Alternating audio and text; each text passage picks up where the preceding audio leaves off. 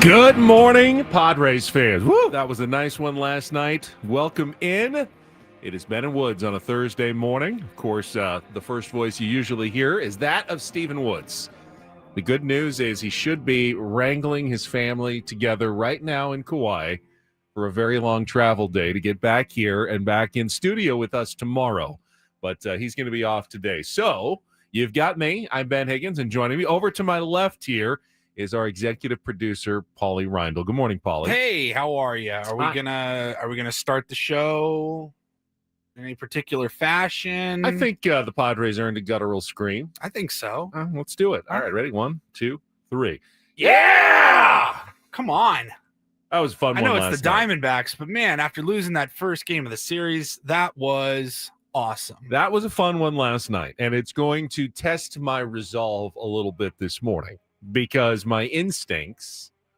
I just want to dive in and start talking Padres baseball because that's what I like to do anyway. But this is our Foreplay segment, not our Padres Wrap-Up highlights. We'll get to all of those in about 30 minutes or so, and we will go through the entirety of last night's 3-2 win. But this segment, which really was kind of the brainchild of Woods, is designed to kind of ease us into the show, let everyone organically start, turning on their radios, flipping on their YouTube streams, their apps, however you like to consume Ben and Woods in the morning, go through what happened in our days, and just kind of ease into the morning without hitting the ground at 150 miles an hour. And honestly, getting lubed up. It was a good idea. I kind of pushed back at the beginning, but I eventually saw that some of the greatest moments and the greatest gold in this show comes during our Foreplay segment.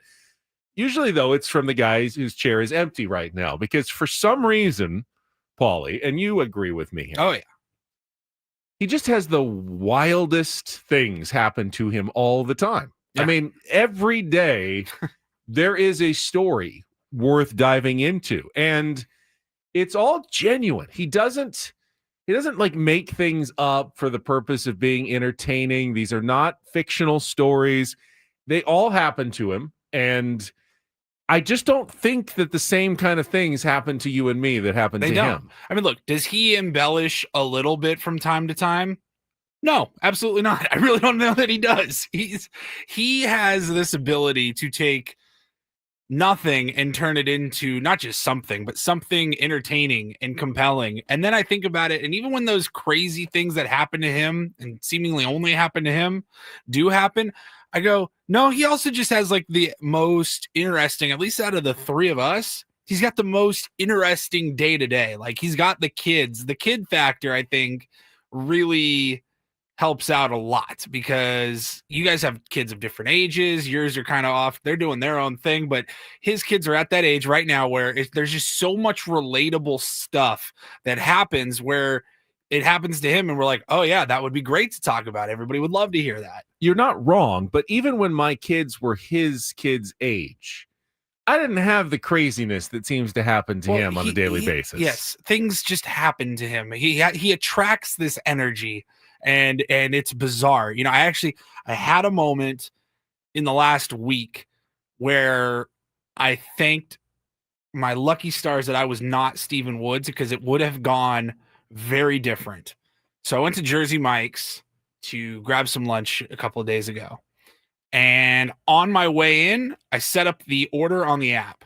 So all I had to do was walk in and pick it up. I did not have to walk in and place the order. Of course, that's the way to go. Of course.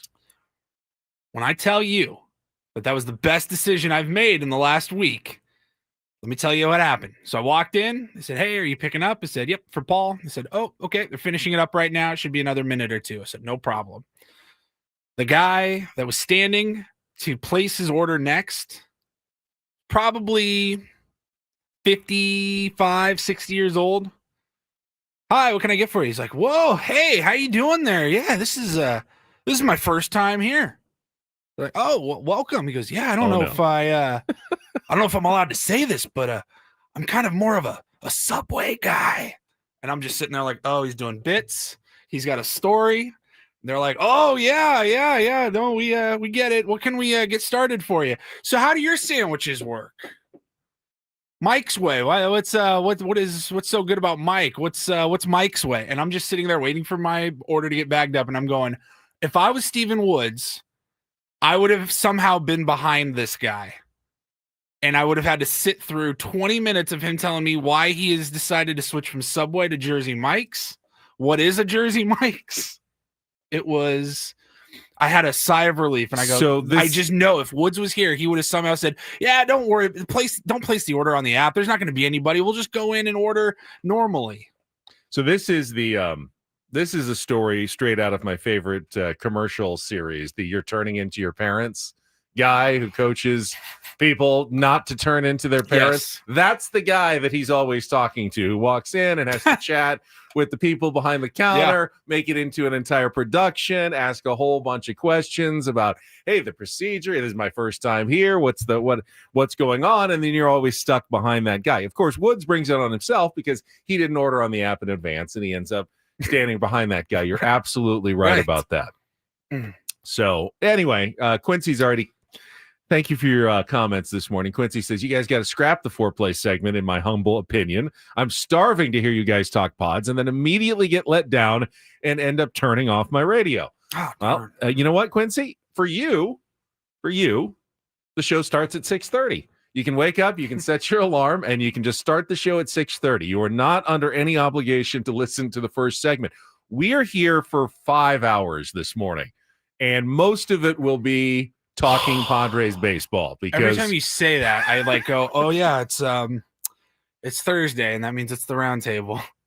You've got to pace yourself a little bit. If we just come out like shot out of a cannon, to Padres baseball, just spraying it all over the place in the first 8 minutes of the show, I will be sitting here at 6:11 in 3 minutes going, okay, what are we going to do for the other 4 hours and 49 minutes, Paulie? Because we just went through all of our best Padres material in the first 11 minutes of the show. That's not what we're going to do. There's also another aspect of it I would like to believe and think that the hundreds and hundreds and thousands and millions of tier ones that are out there, they listen for all 4 hours. They are here at 6 a.m. and they don't stop until 10 a.m. That's not how it works. We unfortunately do have prime times and more times of our 4-hour segments where there are more people listening than not. You know what, though? I love the tier ones who are in at 6 a.m. They're my favorites. They are my favorites. I love everybody who comes gold in star, here at the first thing in the morning, and you are here right away for Foreplay and to be with us at this hour of the day, which is a tough hour. Let's be honest. I don't care what you do. Anyone who has to get up before 6 a.m. to start their day, whatever it is, if you're working, if you're a parent, you got to get the kids ready for school, whatever it is, there's a bleary-eyed moment where you just wish you could go back to bed. I had it this morning. It's that first, and our alarm goes off pretty early. Mine went off at 4:23 this morning. And I sit there, and I've got a couple alarms because I realize, that would be dumb to have just one alarm because you could fall back asleep. So I sit there for a couple of minutes. I grab my phone just to kind of start waking up, look at, the Padres story from last night, check social media. And it's usually about 4:26 when I start feeling that sleepiness again, like, oh, I'd love to go back. I'd love to just get another hour or two. I mean, wouldn't it be nice? I get it. So if you're up this early in the morning, really appreciate you. No, you had that feeling like, I wish I could have gone back to sleep for just another hour would have been great. Yeah. I've been struggling with got the fan going, and I wake up and I'm so cold. I'm like, the last thing I want to do right now is get up. I'm so warm under this blanket. I don't want to move. I will admit, I think I am particularly a little worn out and tired this morning because of my schedule the last 2 weeks. You have gone through it. Yeah, tonight will be my my last night of this run. It started last Monday and has gone through actually the previous Friday. So this will be my 10th consecutive weeknight anchoring the evening news on Channel 10. And it has been it's been a really cool experience. I've been doing it for a few months, filling in for Kimberly Hunt when she's out, but this has been my longest stretch by far, 2 weeks on the anchor desk at Channel 10. And I've really come to the realization, and I don't know how many people still watch the local news, the evening news. Appreciate anybody who does. It's certainly not like it was back in the day. But I've come to the realization, Paulie, that my two jobs are really, really different. And I got into this thinking, okay, very complimentary. There's television, there's radio. But it's very interesting for me to kind of realize that the two jobs have very little overlap, other than I get to talk Padres both times, and do some highlights on TV. And, we talk about the game here. It's a completely different medium and story. Here, honestly, I feel like it's the three of us and we're a team and we put together our content and our show the way we want to do it. Certainly there are guidelines that we've got, we have to get the breaks in. We have certain, some parameters that we formula have to follow a little bit, but it's nothing set in stone. We get some advice from Adam and, things that he'd like to see us do that sometimes we do and sometimes we don't. And like any job, you do have bosses that you need to answer to and certain, performance metrics that they'd like you to meet. But ultimately, what goes on for our 4 hours is up to us. On television, it's completely opposite, at least for me as the anchor. I am basically simply the conduit at the end for an entire team of people that some of them you'll see on the air, some of them you will never see. Producers, writers, executive producers, news directors, photographers, editors, who all come together over the course of a day and in a busy, bustling newsroom put together hours and hours of content that then I, at the end, am simply the delivery mechanism to get it to your living room in the evening when you get home from work and you hopefully flip on the television, Channel 10, see what was going on in your community over the day. I am simply that conduit at the end. But other than, the Padres highlights and a couple of sports stories, I don't write most of that. There's someone else who does it. And I feel almost like a fraud sometimes. And I see why, people look at TV news anchors and kind of think it's a silly profession. You're a talking head. You're just the guy who reads the teleprompter, because in many ways that is the job. You're sitting there and you are reading the teleprompter, work that other people has done. Now, is it that simple? Of course not. I have to make sure I understand all the stories so I can present them correctly. And I go through the scripts and I'll talk to the producers and the reporters about, all right, would you like to do it this way? How are we going to do this? And there is a lot of work that goes into it. But probably a really stupid question. Like, you do get the scripts and go over them first. You don't just read them. If you're doing it correctly, you should absolutely be going through all of your scripts. But I imagine beforehand. there are times where you're like, I'm just going to have to rely on this prompter and hope that it is accurate. Yeah, when there's a breaking news story, the producer will say about here, hey, we added a story coming up here in the next block.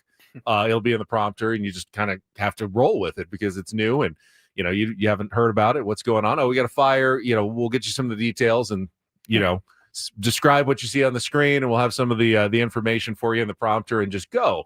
But for the most part, it's all set up and just kind of reading scripts that someone else wrote and a little bit easier when it's did. like 2 to 3 minute chunks, right? Makes that a little bit easier. That is part of it as well, because I will talk for 45 seconds and then we'll throw to a reporter who will do a package. Then I'll come back and maybe do 2 stories for a minute or two, and then we'll go to another package and then to a break. So I can constantly kind of update and look what's coming ahead with my next story. There's a big rundown that I've got on my computer that actually story by story. It'll look, okay, here's what's next, and I can follow along and jump ahead and see what's going on. But it's very weird. I mean, back when I was growing up, I could probably have named just about every news anchor and reporter, certainly sports guy in town. Like, I knew who was at Channel 10. I knew who was at Channel 8, Channel 39, and, who was on Fox. It was like, that was big thing. Like, if you were a local TV personality, that was like, wow. I mean, they're like big stars in town. I don't really think it's quite like that anymore. Obviously Kimberly Hunt remains the queen of San Diego local news, and she's been doing it forever. By the way, she is really, really good at it. I would love to think that, I'm trying to fill her shoes, but she is such a pro, and she cares so much about making sure that she gets the stories right and that, everything is accurate and presented accurately and fairly as best as you can. You always think, oh, these guys aren't being fair, but she really does try so hard. And I've learned so much from getting to sit next to her the last couple of years in our newsroom and watching her do it, that I feel like, all right, well, at least I've got a good model for what I'm trying to anchor the news every evening. So it's a weird feeling, kind of being I feel almost like a fraud sometimes. I really do. Like, I didn't do all this work. I'm the one talking about it, but I didn't do all this work. Well, you don't have to feel like a fraud here on Ben and Woods, because you do not have a producer who scripts out your entire show here and feeds it into a teleprompter. A little bit easier when it's like a 2-minute package. You could maybe come up with a script. Yeah, a 5-hour, 4-hour show to script out would be tough. A 3, 4, 5-hour radio show to script out. I don't actually do that, contrary to popular belief, because I've actually, one person that I worked with in the past actually showed up to work and thought that I would script out, hand you the script, hand them a 3-hour script every day, and that their job was just to read it. That is a true story. If I remember correctly, that show did not pass the test of time, as it were. No. Over or under 1 week? Technically, probably over. Over, okay. Let's see. Sevens wants to know, do I get a pay raise for being an anchor? That's a good question. The answer is no, I do not. Oh. But you're doing make my normal salary for whatever I do. They can assign me to whatever task they would like to assign me to do on a daily basis. That's a conversation we could have. That'd probably make you and maybe anybody else at Channel 10 uncomfortable. I mean, I'm talking more big picture here. Like, you have no problem filling in, helping out, stepping up for your teammates and doing whatever is required. But at what point does an interim adjustment to your roles and your schedule and your life come with a little bit of a pay increase? Like, if you or Woodsy are like, hey, I'm off on Friday, taking a long weekend, going out of town, that's no big deal. But if all of a sudden, like, you or Woods were like, hey, I'm out for several months for whatever reason, I would be like, well, do I get a little bit of a pay increase to like help out and stepping up? Or like, where's the line drawn on you're just helping out for your teammates and then you're maybe, I guess, being taken advantage of? Have you ever heard the phrase opportunity to shine, Paulie? That would be the opportunity for you to shine. And it's good for your brand. Hopefully, yeah, good for the brand. Maybe adding some value in the future if you ever do have future contract negotiations. But no, the answer is, no, I do not get a pay increase for being an anchor. It's not based on what I do during the day. It's just, but what if do what they need me to do. Kimberly's been out, 2 weeks? Yes. So, I mean, what if they're like, hey, she needs some more time? She's actually going to be out for about 2 months. Don't think that would change anything. I mean, I could go Shouldn't through it, the legalese of my contract. Certainly, I mean, if you are having a completely different job description, I guess that would. I'm just asking questions. I'm not trying to make you uncomfortable. I can't say that the job is any easier or harder than what I normally do. It's just different than what I do. And if it comes with more attention, that doesn't necessarily mean that I deserve anything else. It's just, it's been different the last couple of weeks. That's all I'm saying. All right. I was going to go to the crutch of Foreplay, which is looking at what national day it is. But then I realized National Sneak Some Zucchini Onto Your Neighbor's Porch Day. That's a real thing, apparently. Really? I just don't know where to go with that, Paulie. Like, National Sneak Some Zucchini Onto Your Neighbor's Porch Day. So I'll just leave it there. We'll check traffic with Kelly Danick. I will set the menu for the show. Quincy, you can turn your radio back on here in a couple of minutes, and we'll talk some Padres baseball. Love you, Quincy. I have a feeling you still listened, even though you said you didn't. I hope you stuck around for that scintillating first 20 minutes of Ben and Woods and Ben and Paul Foreplay. We'll come back, get you ready for the show after traffic here on 97.3 The Fan. From the 855 Get Ross Traffic Center, protecting San Diego after accidents or injury, here's Kelly Danick. Traffic is sponsored by Robert Half. Good morning. Off to a pretty good start. Earlier crash northbound side of the 805 right before 43rd. It's now out of lanes. You might still see a little residual there. And we do have this one problem in the North County, South 15 before Bernardo Center. Stalled car in the HOV lane. At Robert Half, they found that 67% of companies want to increase contract talent. That's why the recruiters' expertise and award-winning AI work quickly to find the candidates you want. At Robert Half, they know talent. Visit roberthalf.com/talent today. I'm Kelly Danek with Ben and Wood, San Diego's #1 sports station, 97.3, The Fan. By the way, trade deadline was 1 week ago today. Since that day, the Padres have gone 4-2, including last night's 3-2 win, which we're going to wrap up with the highlights from Sammy and Bob in just a moment. Could argue that without the trade deadline, might be 2-4 at best in those last 6 games. So the impact of what AJ Preller did 1 week ago today, morning, guys, already being felt. And I mean, it's a little early to take a victory lap. I said we don't celebrate trade deadlines last week, but my goodness, this one does feel somewhat celebrational after what we've seen. Ryan O'Hearn, I was going to say, last night was the perfect Ramon example. Laureano and Mason Miller last night, and the integral contributions they made to last night's game. Freddie Fermin has been fantastic. That was the AJ Preller game last night. And you know what, Nestor Cortez, maybe a rough moment or two, but I thought looked pretty decent, and very promising going forward. So we'll talk all about that coming up as we wrap up the game in our next segment. This morning, with no Woods here, we actually did add a couple of guests, and I'm actually excited. We do have our regular Eno Sarris Smart Baseball coming up at 8:35 this morning. Eno from The Athletic, always one. We did add one, yes, guest. And then at 9 o'clock, we will talk with the sporting director, a.k.a. the general manager of SDFC, AJ Preller's counterpart, as it were, in the San Diego soccer world. Tyler Heaps is going to be with us as the team gets ready to embark on this last stretch of the MLS season. Coming off the Leagues Cup play, they return to MLS action on Saturday at Sporting KC. They just had their quote-unquote transfer window, which is essentially their trade deadline, where they can make their final moves to bolster their team ahead of the end of the season and the playoff run. Signed another player yesterday officially, and we will talk a little soccer with Tyler Heaps coming up at 9 o'clock as they're in first place. And just like the Padres, they've got championship dreams. I mean, we have not one, but 2 teams in San Diego that have legitimate championship aspirations in October, and I believe November is when the MLS season eventually does wrap up at the end of the playoffs. So could be a very exciting or very disappointing fall. So they had the transaction, what do you call it? The transfer window. Transfer window just ended, and they've had this. Well, it might still be open. I don't really know, but it's right around now. Right. And they've had a multi-week stretch where MLS games have been put on hold. So it's kind of like their All-Star break. A little bit like their All-Star break. Got it. Yeah, we're kind of in the same sort of. So we'll get kind of a where do things stand for San Diego FC coming up at 9 o'clock with Tyler Heaps. And then at 9:35, he had a very busy last 3 days. He had a late flight back to San Diego with the Padres on the team plane.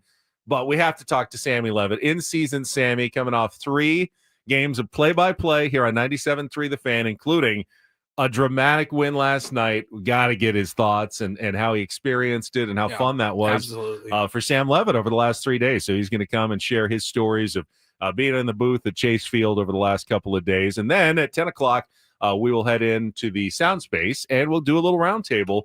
You and me will be joined by Chris and Scraby and Braden, and we'll talk more Padres baseball commercial-free from 10 to 11, presented by San Diego Roundtable Pizza.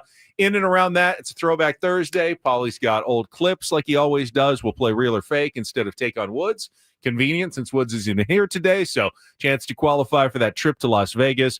Don't do this, and an early Reindl Report today with those late guests. Paulie's going to get some headlines for us in the first half of the show around 7:40. So stay tuned for all of that. We will get started, though, with our Padres wrap-up of a not a walk-off, but a ninth-inning dramatic win over the Arizona Diamondbacks. Coming up next year on San Diego's #1 sports station, 97.3 The Fan. First, before we get to traffic, I want to tell you about Trust and Will.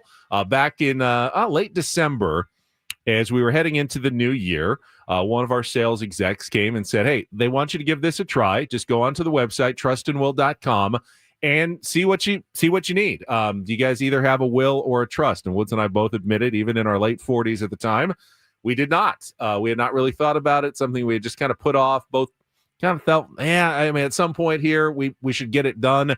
So glad we went to trustandwill.com. The process was simple. It was simply some online questions and answers. Took me about 20, 25 minutes. And at the end, you have real legal documents, either a will or a trust, which can keep your family out of lengthy, expensive probate court if something should happen to you. Give your family immediate access to your funds, your estate, all without going to a lawyer's office, paying a bunch of billable hours. It can be thousands of dollars. I had my buddy did it a few years ago. He said cost him like $3,000 to set up his legal documents. Not anything like that. You'll get an affordable process, and you'll get 20% off when you use the code FAN at checkout. FAN at checkout at trustandwill.com. Don't put it off another day. Check it out. Go to the website today. It's trustandwill.com. That's trustandwill.com.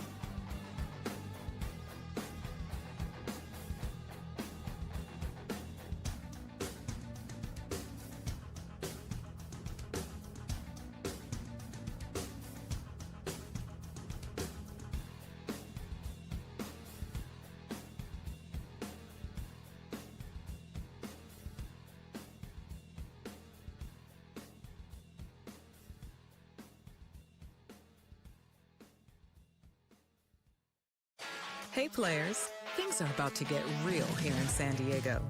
Introducing the all-new Hamul Casino Resort. With a 200-room hotel tower, exciting new eats and drinks, plenty of new places to play, and a luxe spa and salon. Hello, rooftop pool and deck. It's where players can play their hearts out and enjoy all the perks that come with it. It gets real this summer at the all-new Jamul Casino Resort, the Players' Place.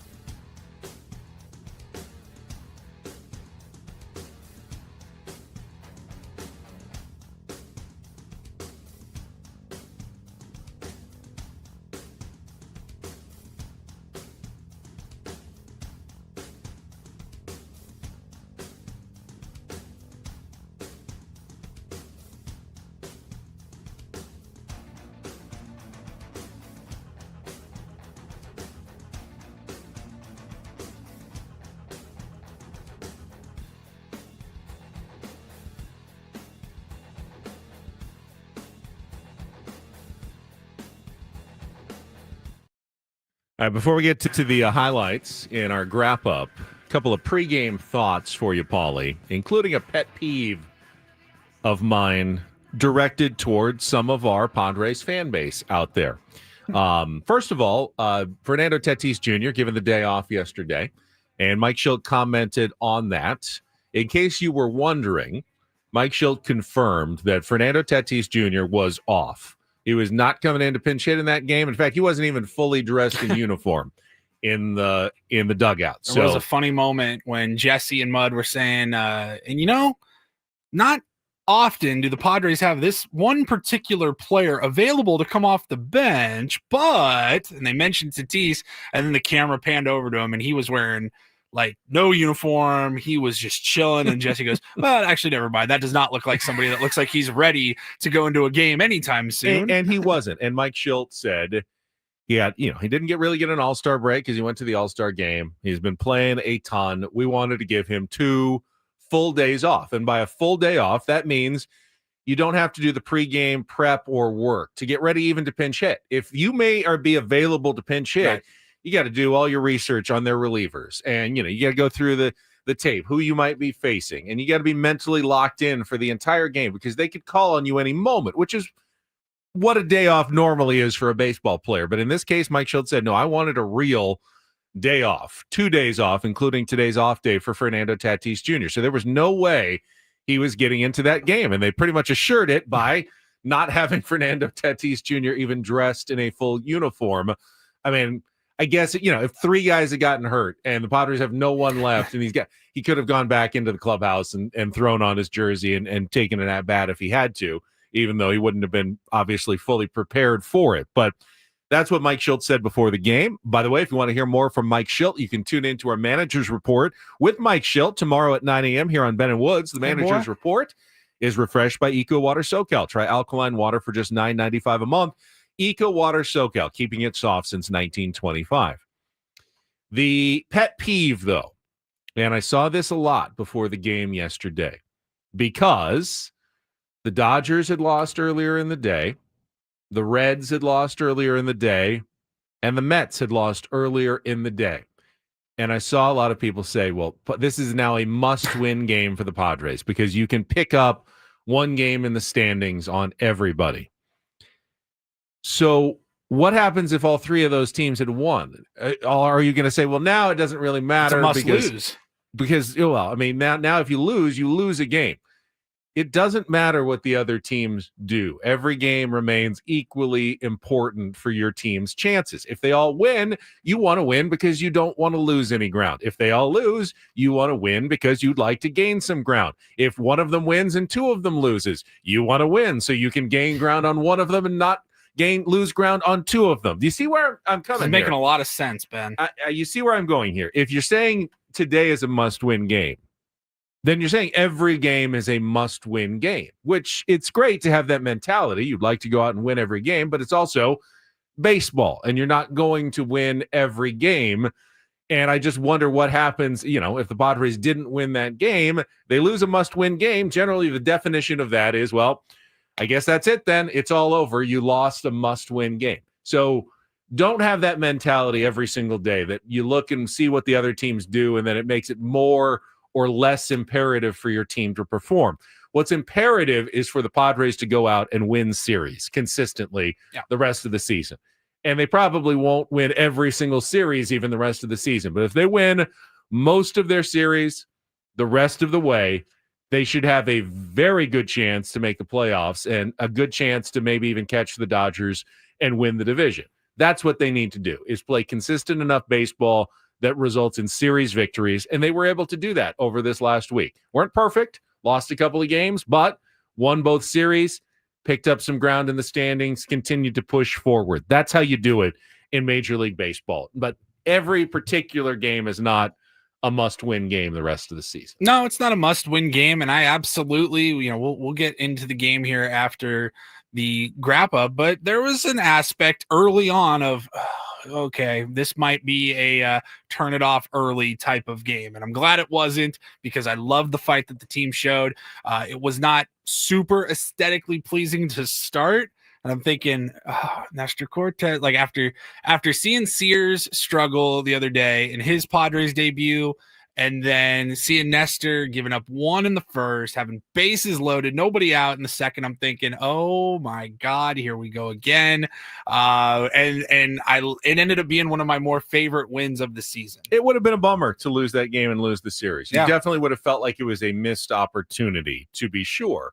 And I was right there along with you, celebrating what feels like one of the more significant wins because of how it happened, and because it delivered a series win, and because you climbed a game in the standings. Like the Diamondbacks sold, but they're not. I'm not ready to call them a bad team they're not yet. bad, especially and at to home. Go on the road, look, it's you want to win that series 100%. And you think like Monday's game sucked. I hated every part of that game. That one was easy, but then you win Tuesday, and you're like, all right, let's go out and win this series now. This is important. It's not a must win, of course, technically not, but you want to win that series 100%. So they get the job done. We will go through the game and all the highlights from Sammy coming up right after a check of traffic. Don't go away here on 97.3 The Fan. From the 855 Get Ross Traffic Center, protecting San Diego after accidents or injury, here's Kelly Danick.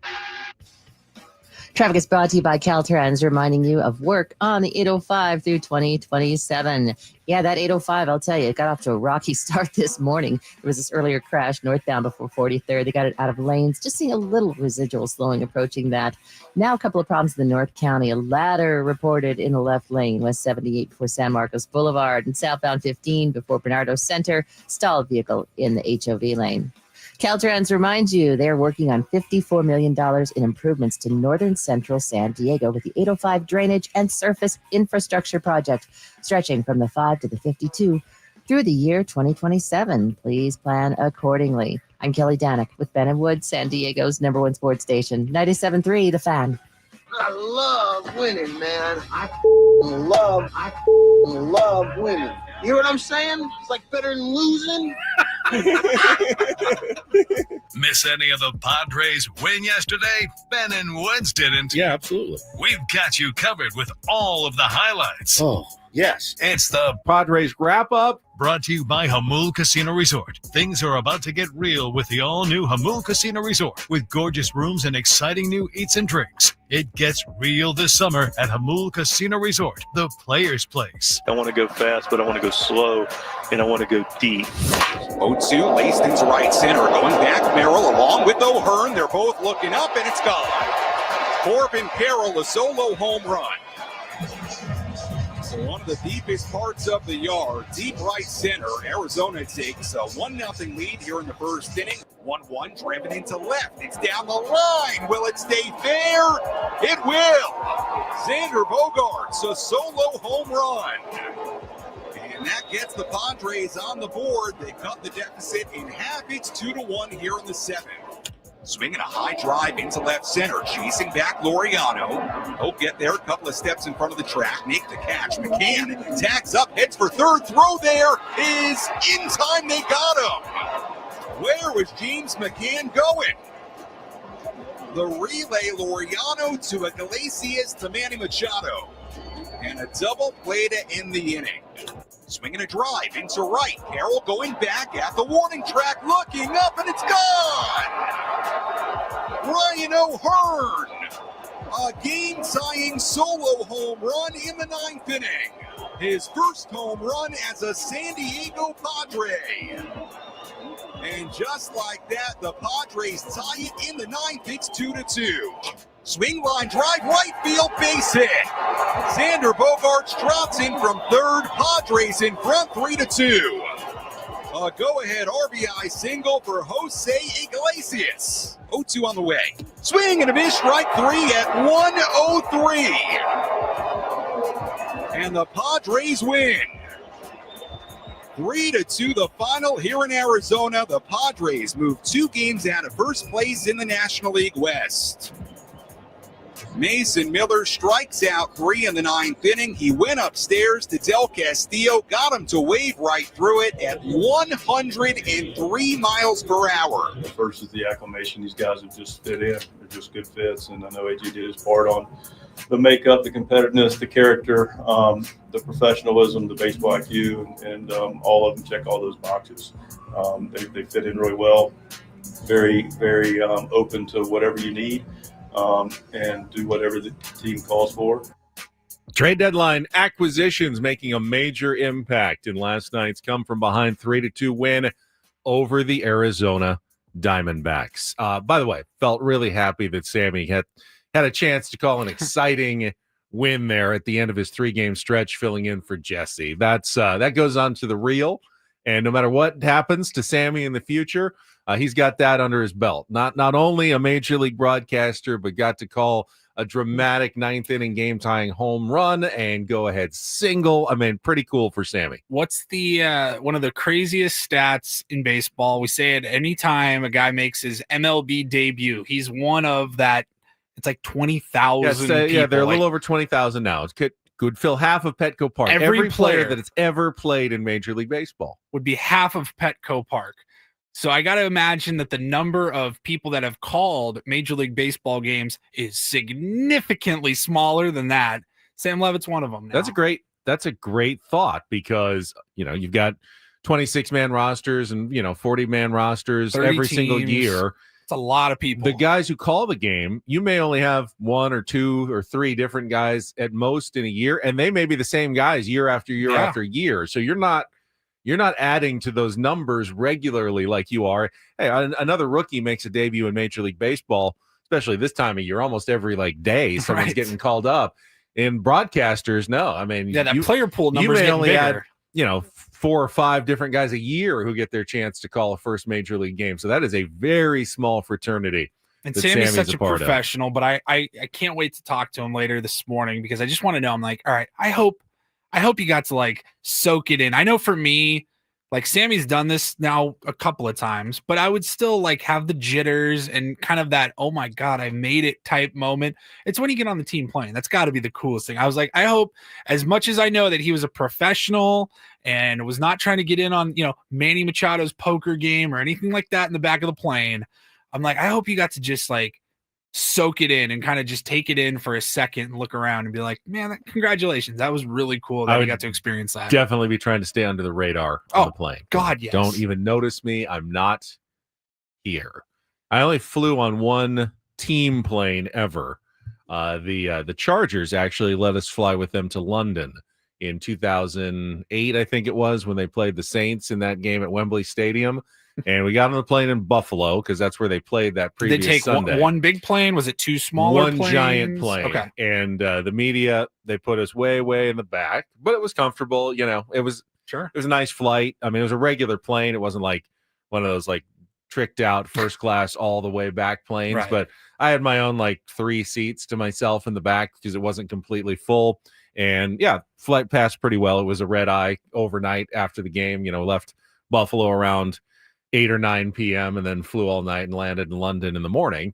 So that was my only experience, but we never even saw a player like the entire time. And I was mostly working when I was on the plane. So, but it's an interesting experience. And I'm sure one that Sammy is going to remember for the rest of his life. Now, as for the game, like you, Paulie, I was nervous about Nestor Cortes simply because, after JP Sears struggled and you traded away Ryan Bergert and Stephen Kolek, the one thing that you don't want to see is the Padres run out of starting pitching. Now, it looks like they're heading in the proper direction. Michael King will start on Saturday. That was announced after the game by Mike Schilt, that after Nick Pivetta goes tomorrow, Michael King will return to the Padres rotation on Saturday, and Dylan Cease will start on Sunday. So Pivetta, King, Cease for the 3 games against the Boston Red Sox. Things are looking up for the Padres pitching staff. But when Cortes struggled in the first inning and gave up the home run to Corbin Carroll, I was definitely starting to be concerned. Like, is both of the pitchers that the Padres picked up at the trade deadline going to scuffle here down the stretch? JP Sears, it could have been like a little PTSD from his outing. Like, he was just getting shelled. He was not missing. You know what I mean? Like, he was getting torched to the point where, like, do they know what pitch is coming? Like, it was it left a bad taste in your mouth. And then when you see Nestor struggle initially out of the gate yesterday, you're like, oh God, here we go again. Here we go again. So Nestor got ahead of Corbin Carroll 0-2 with 2 really good pitches, like bad butt out, fouled off swings by Corbin Carroll. 0-2 pitch. One of the worst 0-2 pitches I've ever seen. I mean, it was a batting practice right down the middle. Yeah. And Corbin Carroll just smashed it to center field. I'm going, you could not have thrown a worse pitch in that situation. You can do anything you want there. You can try to get him to nibble more off the zone, go high, try to get him to swing at an eye-high fastball. You can go inside to back him off a little bit, go change up low. There's so many things you can do at 0-2. And he throws this just absolute BP straight as can be right down the middle and gives up the home run. I go, well, that's not a good sign from Nestor Cortes at all. But after that, he really was actually pretty good. I know the next inning he loaded the bases with nobody out. It was just like a single and then 2 balls that were inside that weren't even like wild pitches that grazed a uniform and like nicked off a hand that loaded the bases. You're pitching inside. That's part of baseball. And then he gets out of it, allowing just the 1 run on a sacrifice fly. That was really well done. Pitched a good 3rd, pitched a good 4th. Definitely looked like he was starting to tire then in the 5th a little bit. And he said that may be, long off, hadn't had that rehab start in 10, 11 days. First start since, April or whenever he's been on the injured list. So he said that may have contributed to not being able to go as deep as I wanted in that game. But I'm sure the Padres weren't expecting 7 or 8 innings from Nestor Cortes in his 3rd start of the season in August. So ultimately, I think Nestor I wasn't expecting 4 really well. innings the way it started. Honestly, I swear to God, I was not. I was like, oh no, here we go again. Here comes like this long, weird bullpen type game. And it was kind of a weird bullpen game. You got multiple innings out of both Morihone and Adam, and a great job by them as well.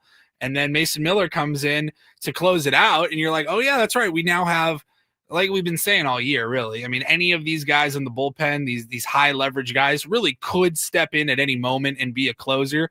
But to have really now 2 legitimate closers, and we've talked about, I know you don't want to get too ahead of yourself yet and start planning your playoff rotation or anything like that. But we did talk about with all of these acquisitions that they made, at the deadline and bolstering their bullpen, you kind of have like lanes now of like seriously like actual game lanes once you get into the playoffs, where it's just you got to go one game at a time. You're like, all right, this is kind of like 1A and 1B bullpen lanes. But I wasn't necessarily expecting to see it yesterday. And Mike Shildt made a fairly bold choice with the Padres down 2-0. Hadn't done anything offensively against Anthony DeSclafani. I was thinking, all right, maybe Sean Reynolds and some Yuki here. I mean, they're not winning, so don't use all your high leverage arms, for a lost cause. But he went aggressively with Jason Adam as his first reliever, struck out all 4 batters he faced to keep the Padres there. Xander Bogaerts hits the home run to get him within 1, and then he goes with Adrian Morejon. So, Mike Shildt said, I'm going to chase this win from behind. It's one thing when you're trying to protect the lead. Then, of course, you're going to your horseman, right, and you're trying to lock down that win. But when you're chasing from behind, you are like, okay, this is a gamble because I'm using these guys in a situation where even if they pitch well, we may not win the game if we don't score any offense. So it's a risk to do that.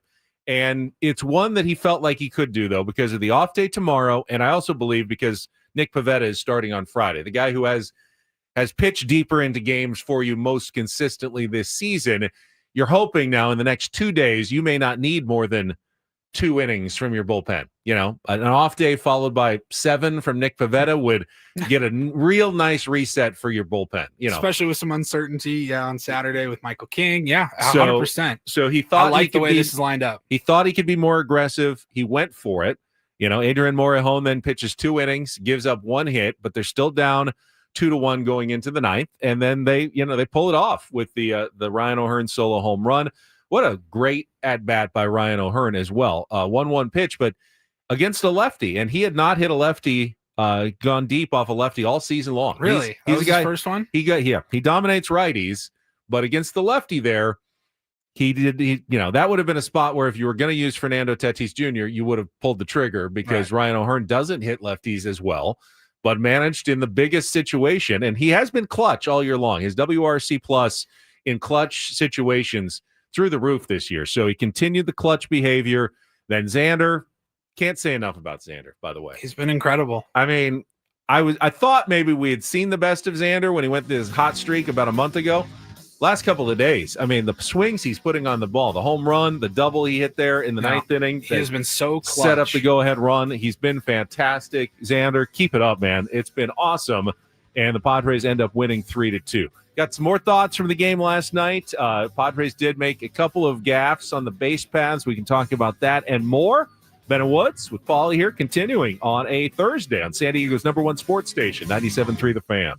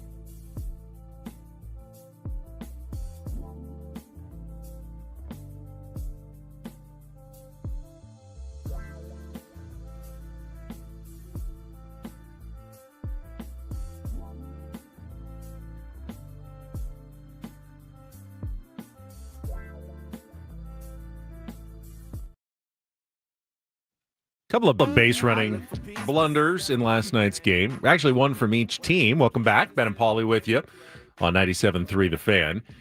Padres made one in the fifth inning, I thought, because Jake Cronenworth, remember, on the double steal attempt thrown out at the plate with 2 outs. Luis Arraez was up. And I actually loved the decision. I think it was Jose Iglesias who stole second. And, he was going to be safe by a mile. That would have put 2 runners in scoring position, chance to tie the game with 1 single from Luis Arraez.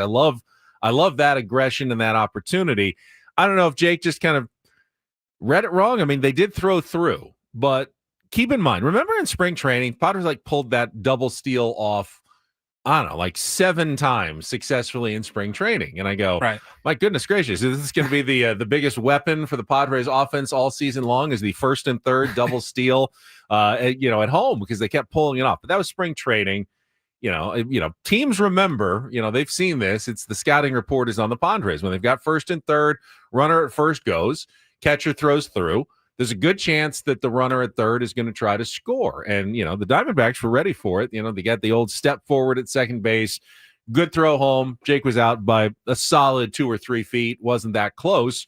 And the Padres wasted what could have been their best scoring opportunity. That could have cost them the game at that point. So you're going to have to be careful. You don't want to run into outs on the base paths later in the season. Certainly in a playoff game, that's a mistake you can't afford to make. But I thought the biggest base running mistake came with Adrian Morejon on the mound. I believe it was in the 7th inning when they had the Diamondbacks had a runner on second and 1 out, and it was Brian McCann or James McCann or Brian McCann. James McCann. There was a catcher named Brian McCann as well. This is James McCann, and Laureano fly ball to left. I don't know that I've ever seen a runner tagging up from second to third get thrown out on a relay from left field. If you can't make it when they can't even get the throw all the way there to third base, you should not be going in that situation. I don't know the decision-making process that went on there. Obviously, McCann is not a speedster. You're already in scoring position. There's already going to be 2 outs.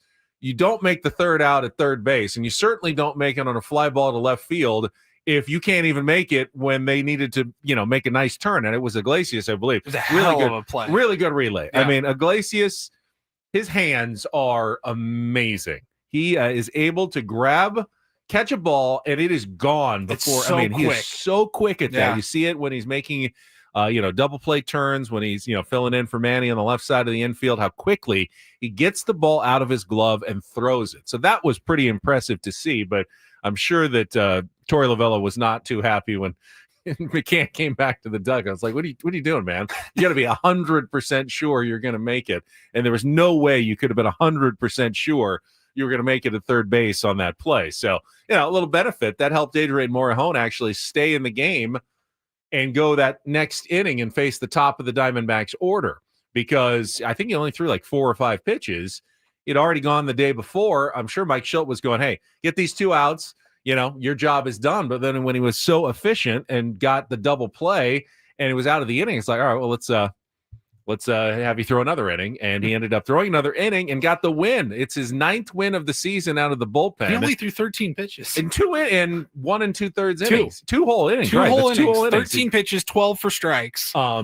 Super efficient work as well from Adrian Morejon, who got, quick outs. And, I think I saw this morning in Kevin Acey's newsletter, the record for a Padres relief pitcher for wins in a season is 11.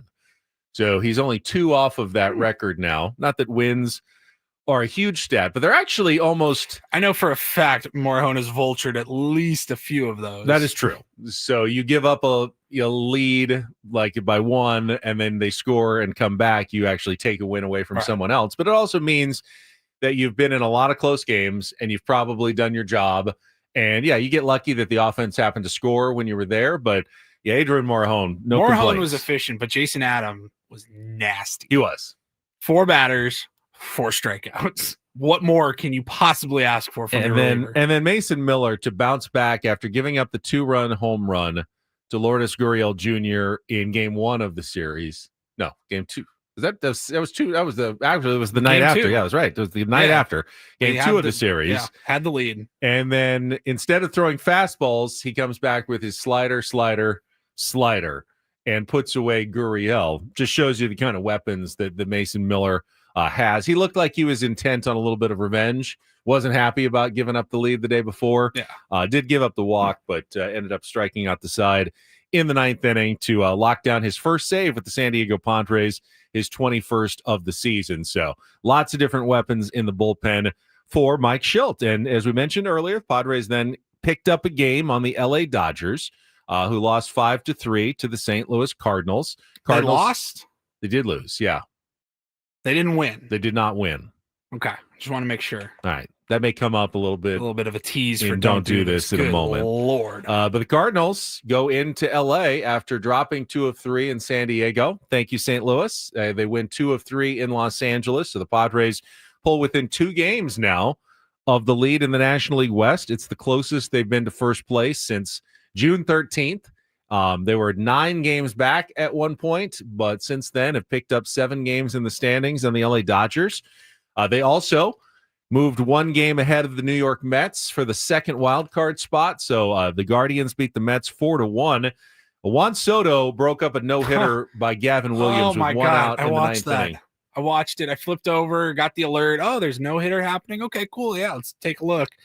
1 out, I think. And then Juan Soto just hits a missile to the furthest part of the field, straight away center field. And I actually thought the ball had stayed in. I thought he might have even gotten his glove on it. Nah, the ball was just about bounced off 10 feet higher. The wall higher and then came back on. But, outstanding performance by that. Now, the pitch count was getting really high there, but they wanted to give him a chance at the no-hitter, so he stayed in there. But the Guardians win the game. The Mets are really scuffling. There's a national radio host who I follow on social media. Name's Jason Smith. You might have heard him before. He's a Mets fan. He's kind of a doomer Mets fan, but I swear to God, he tweeted in the 2nd inning, I wouldn't be surprised if the Mets got no hit today. I mean, he nailed it right away. And then he's following throughout the game, see, all right, 5, there's 7, all right, there's 8. You could just see it. That's how down in the dumps the New York Mets are right now. People are watching the 2nd inning. This is a no-hitter. And then it almost comes to pass that they go into the 9th inning before it's broken up. So the Padres solidifying their wild card position because the Cubs also beat the Reds 6-1. So Cubs avoiding the 3-game sweep. Cincinnati still playing well, but they fall back 4 games behind the Padres and 3 games behind the Mets now for the 3rd and final wild card spot. And the upshot is on Fangraphs this morning, the Padres now have an over 92% chance of making the postseason, according to Fangraphs. Remember, about a week ago, right before the trade deadline, that was hovering around 49-50%. That is how important this last week has been. The trade deadline, no kidding, followed by 4 wins in 6 games, followed by the Mets and the Dodgers struggling a little bit. It has completely upended the playoff odds in the National League, where the Padres now pretty good shape going forward. Certainly nothing assured at this point with, almost 50 games still remaining, but they have absolutely probably their biggest week in terms of a jump they're going to get in playoff positioning is this last 6 days for the San Diego Padres. I mean, we talked about it a little bit yesterday, the division race. Have you let yourself begin to go there now? I think I have too. In the last few days, really in particular, I'm thinking look, of course, the work is still cut out for you. If you're the Padres, you know what is needed, but you're there. We kept saying, for the last couple of weeks, just be within 2 to 4 games back in the division race when you have 6 games in a week span against the Dodgers. I'm thinking about it enough that one of the questions on the roundtable, and if you want to chime in now just for a minute or two, is how do you think the Padres now compare with the Dodgers roster-wise? I saw the clip from Ken Rosenthal earlier this week, and he was talking about after the trade deadline with these acquisitions. He goes, this Padres roster is a roster that not only can compete for the NL West now, but can compete for a World Series. And I wanted to see some results, I think, since Thursday, since acquiring these new players. Just see some results, see what the team looks like before you start mentally letting yourself get set up for disappointment and finishing in second again in the NL West. Like after watching a few of these games with this new roster, I'm thinking there's no reason this team can't make a run at the division. There's absolutely no reason. I think for me, let's go the major, starting pitching, bullpen, lineup, defense, managing. I mean, like the major tenets, like team for team. Quickly here, let's just go through it, Paulie. We got a couple of minutes. Let's start with starting pitching. I would give the Dodgers, as they are getting healthier, the edge in starting pitching over the San Diego Padres. Not a massive edge, but slight edge. I think that's fair. But with Glass now back, Snell back in the rotation, they've added Ohtani, who pitched yesterday. It's purely quantity. And Yamamoto has been really good. They have more top-end arms in their starting rotation than the Padres do. Now, Padres can close the gap if Michael King pitches like Michael King, and Nick Pivetta has been outstanding. Dylan Cease is the wild card. If he pitches like he's capable of, Padres are really close to the Dodgers in starting pitching. If he pitches more like the first half Dylan Cease, then the Dodgers have a definite edge in starting pitching. Bullpen, Padres. I mean, Padres win that comparison over any team in baseball right now, and they win it pretty handily over the Dodgers. I was going to say, not as close as the starting pitching. Close as the starting pitching. Now, it could get closer as they get guys healthier. Trinan, Gratterall, guys that, Kirby Yates is on the IL. If Tanner Scott comes back, they could close the gap in bullpen. But right now, the Padres have the biggest edge. Defense, Padres, definitely a better defensive team than the LA Dodgers. And I think that one's a clear check mark in the Padres' favor. Lineup. This one I think is the toughest one to handicap. Certainly a totally different question than it was last week before the trade deadline. Right. Last week it was Dodgers. They just were lengthier. You had more weapons at the bottom of the order. But now with Ramon Laureano and Ryan O'Hearn and Freddie Fermin, Padres have closed the gap considerably. And with Mookie Betts, potentially continuing to struggle. And Shohei Ohtani's production, while still amazing, has gone way down since he started pitching. It takes a toll on him to pitch once a week.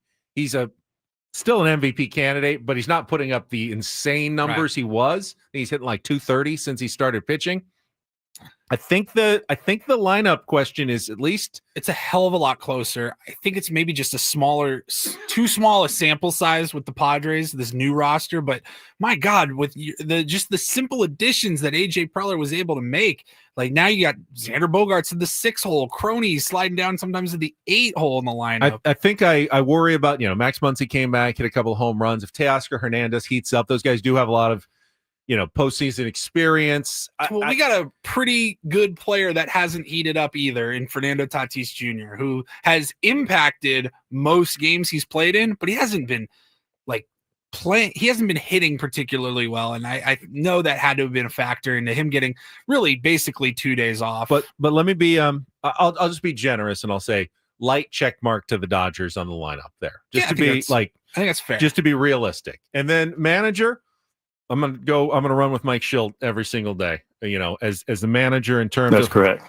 High leverage, close games.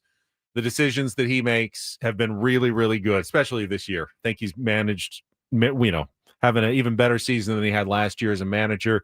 We've seen Dave Roberts implode sometimes as a manager. What he's done. Managed his ass off last year in the postseason, like maybe better than any other manager I've seen. Like he pushed every correct button last year. Yeah, but and it resulted in a World Series bullpen. championship. It certainly did. But I've seen too many times him do the exact opposite. I'm going to give it to Schilt as well. So, ultimately out of those 5, that's 3 check marks I gave to the Padres and 2 to the Dodgers. Now, that means they're incredibly close, but I do think when you match up the rosters now, it's not like it was in spring training and you go, the Dodgers roster is just so much stronger than any other team in baseball. 1 to 26, you're not going to find anything like it. Now, all of a sudden, it just feels like the teams are very close. So ultimately, the division will be decided by things like execution and, who gets on a hot stretch, who's star player.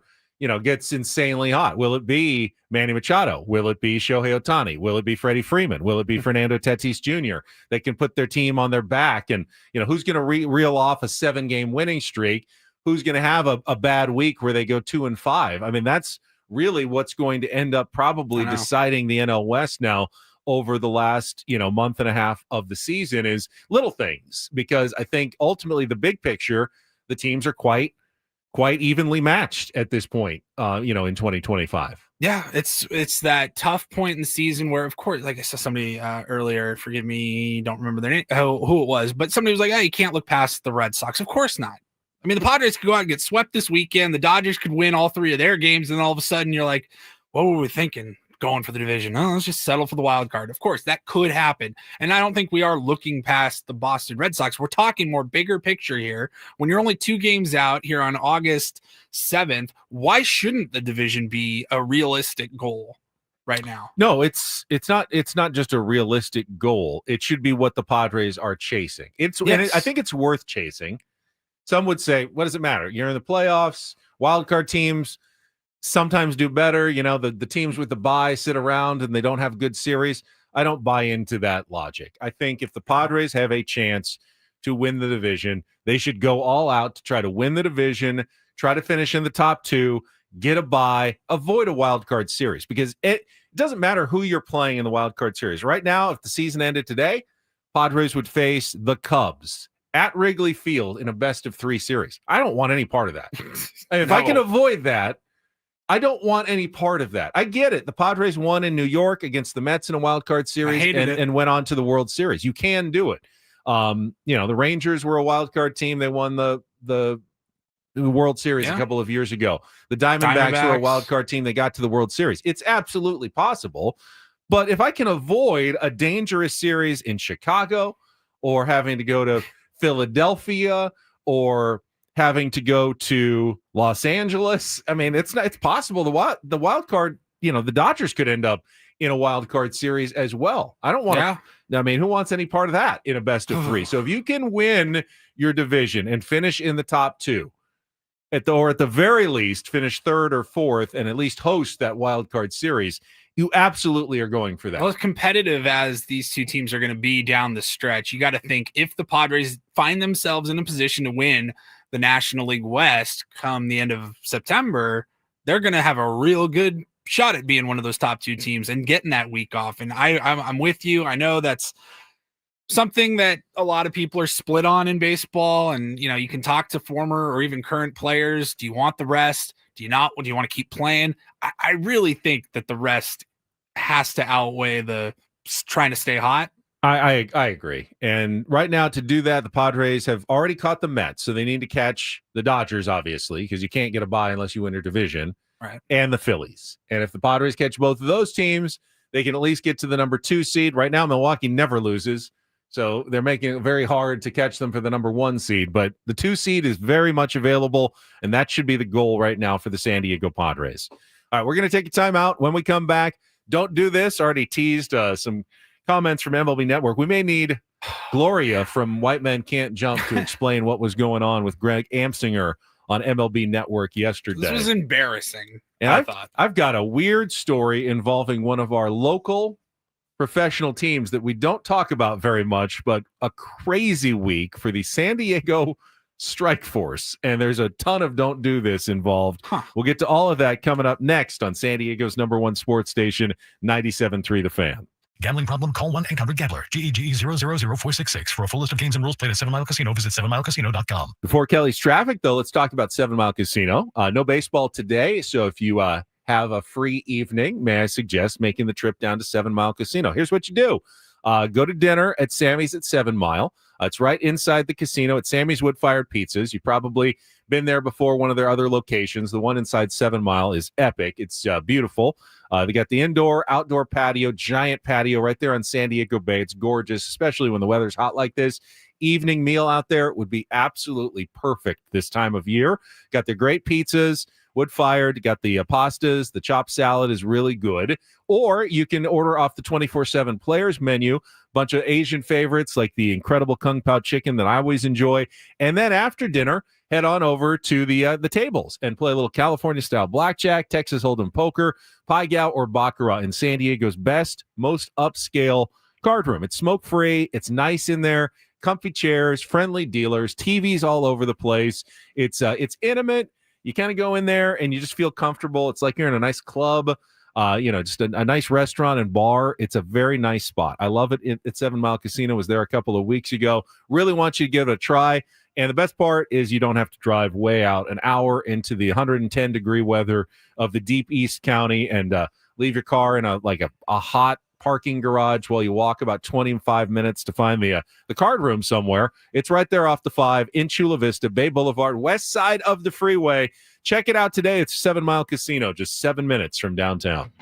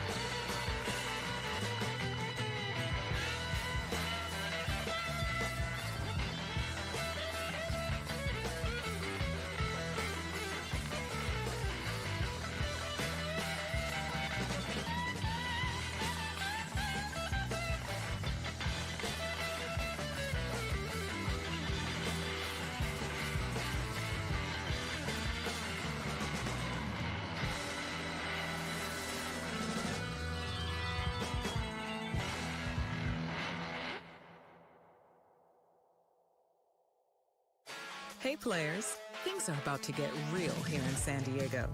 Introducing the all-new Jamul Casino Resort. With a 200-room hotel tower, exciting new eats and drinks, plenty of new places to play, and a luxe spa and salon. Hello, rooftop pool and deck. It's where players can play their hearts out and enjoy all the perks that come with it. It gets real this summer at the all-new Jamul Casino Resort, the players' place.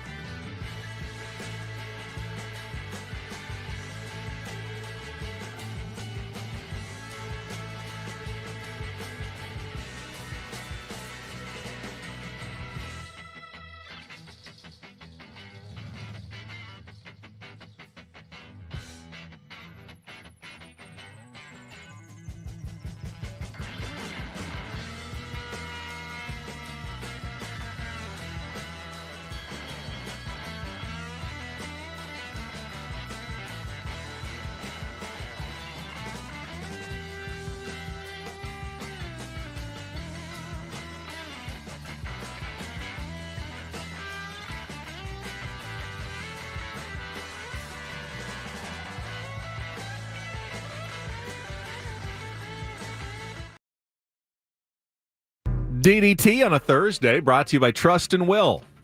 Don't. Leave your entire estate, house, kids, and life savings up to chance if and when you die. Do. Set up a Trust or Will online at trustandwill.com. This is a lot more affordable than you think. Visit trustandwill.com for more info. I didn't even prepare Paul for that.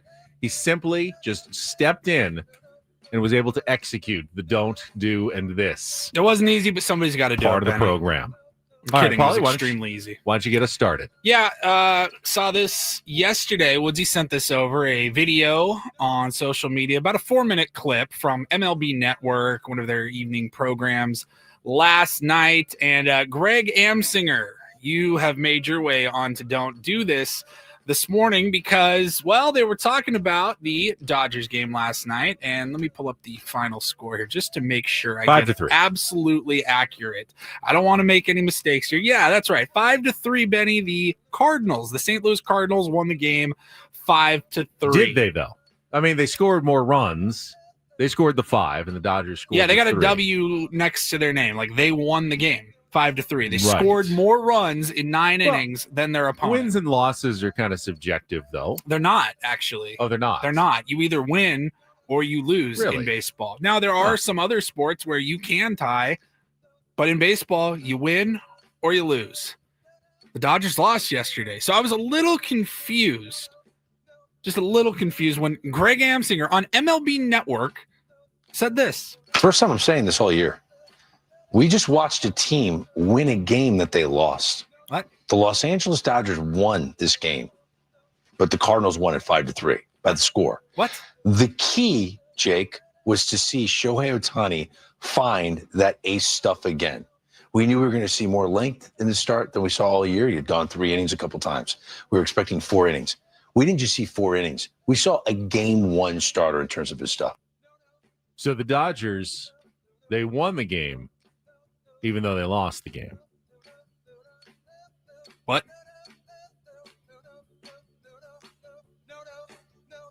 I mean, I think I know what he's trying to say, that in the long run, having Shohei Ohtani back is more important than necessarily one win against the Cardinals. There are other ways to say that. You cannot just be like, I know that the Cardinals won the game, but the Dodgers really won this game. No, they didn't. Okay, no, they didn't. If Michael King comes back on Saturday and pitches like 5 really good innings and the Padres end up losing to the Red Sox, I will feel good about Michael King's performance. Okay. That'll be a good sign going forward. Michael King could shove for 5 innings. Yeah. The bullpen could come in and implode, and we lose, 6-1 or something on Saturday. If you show up on Monday and be like, well, actually the Padres really did kind of win on Saturday. No, they didn't. You can say there were some positives to take away from that game, but a loss is a loss is a loss.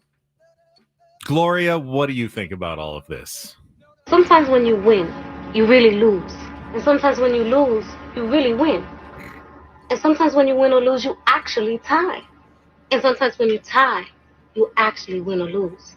I just think that is an embarrassing comment from the league-ran network, MLB Network. That I just think that's maybe the Dodgers pathetic. lost, but they actually tied. Maybe I don't know if they actually they won, lost. but they tied. Lost. They lost. I don't care if Ohtani was perfect through 8 innings. If they don't have more runs than the other team when the game is completed, then they lost. Again, I see where Greg Amsinger is trying to go. He certainly could have said it better. Here's the problem with that logic, though. Just because Shohei Ohtani threw well yesterday doesn't mean he's going to throw well. We just watched a team win a game that they lost. What? I was completely dumbfounded with that. All right, let's move on because this story is pretty wild. It's been a while. We used to talk Strike Force every so often. People are saying, who are the Strike Force? Strike Force are San Diego's indoor football league team. We used to have listeners that were like vehemently upset with like angry that we didn't have more Strike Force coverage. I think we might have had some tier ones who were actually on the team because they would take anybody back in the beginning. I mean, like literally anyone they could find. We had the Strike Force and we had the San Diego, the Fleet. No, Bert Grossman was coaching the team back then. I think they went winless in their first season, but they still kept going and they've actually gotten, they've moved on from those early days. They've gotten a little bit better. They play up in Oceanside now, and they're actually in the IFL playoffs. Now, here's the wild story. So they're playing the Arizona Rattlers on the road on Monday in their playoff semifinals or quarterfinal matchup. The Strike Force are trailing 48-42 as time is running out. They've got the ball. They're no timeouts left. They're scrambling down the field. They're 5, 4, 3, 2. They snap the ball. Referee throws a penalty flag, but the play continues on. They throw it. Touchdown, time expires, 48-48. The referee then goes, I'm just going to pick up the penalty flag, even though it seemed clear that the Strike Force had committed a false start on the play. I don't know what the explanation particularly was, but they allowed the touchdown to stand. The Strike Force kicked the extra point to win 49-48. Arizona Rattlers their coach lost his mind. He said, I'm going to fire everyone that works for me. My timing staff, our game staff, somehow we've messed this up. The officials are completely against it. Here's the thing, though. The IFL did review the film from the final seconds and said, it was absolutely a penalty that should have resulted in a 10-second runoff, the end of the game. There's no reason why the referee should have picked it up. The Arizona Rattlers win this game. They're 48-42, except we don't really have a mechanism to change the outcome of a game. So sorry, Arizona. Strike Force get to go on in the playoffs, and you have to go home. So this is a giant don't do this that actually benefited a San Diego sports team. Got away with one. I mean, think about that. If in an NFL game, and it came down to the final play, and it would have been a false start that ended the game, but they let it stand, and later the next day, the NFL said, oh, you know what? I know the Pittsburgh Steelers actually won the game, but the Baltimore Ravens should have won the game. I mean, this would be the biggest controversy in sports history if something like that happened in an NFL game because it's a Monday night in the IFL. No one really pays attention to what's going on, but apparently the giant break for the Strike Force, who are now on to the Western Conference Championship against Vegas. Now, the Strike Force are the better seed, so they should have been hosting the final, except there's a concert this weekend at the Front Wave Arena, and they can't have access to their own arena, so now they have to play on the road on Friday instead in Vegas, and we'll try to make it into the final. Yeah, if it's semifinal. It's the Western Conference final, and then the winner goes on to the championship.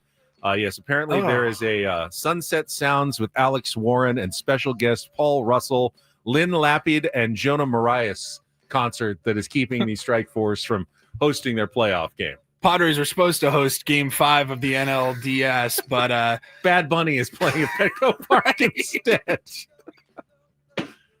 Careful, Eric Grupner. Don't schedule too many concerts for late October. Could have a very bad conflict on your hands. Well, let's get to some doo-doo this real quickly here. DD mega doo-doo.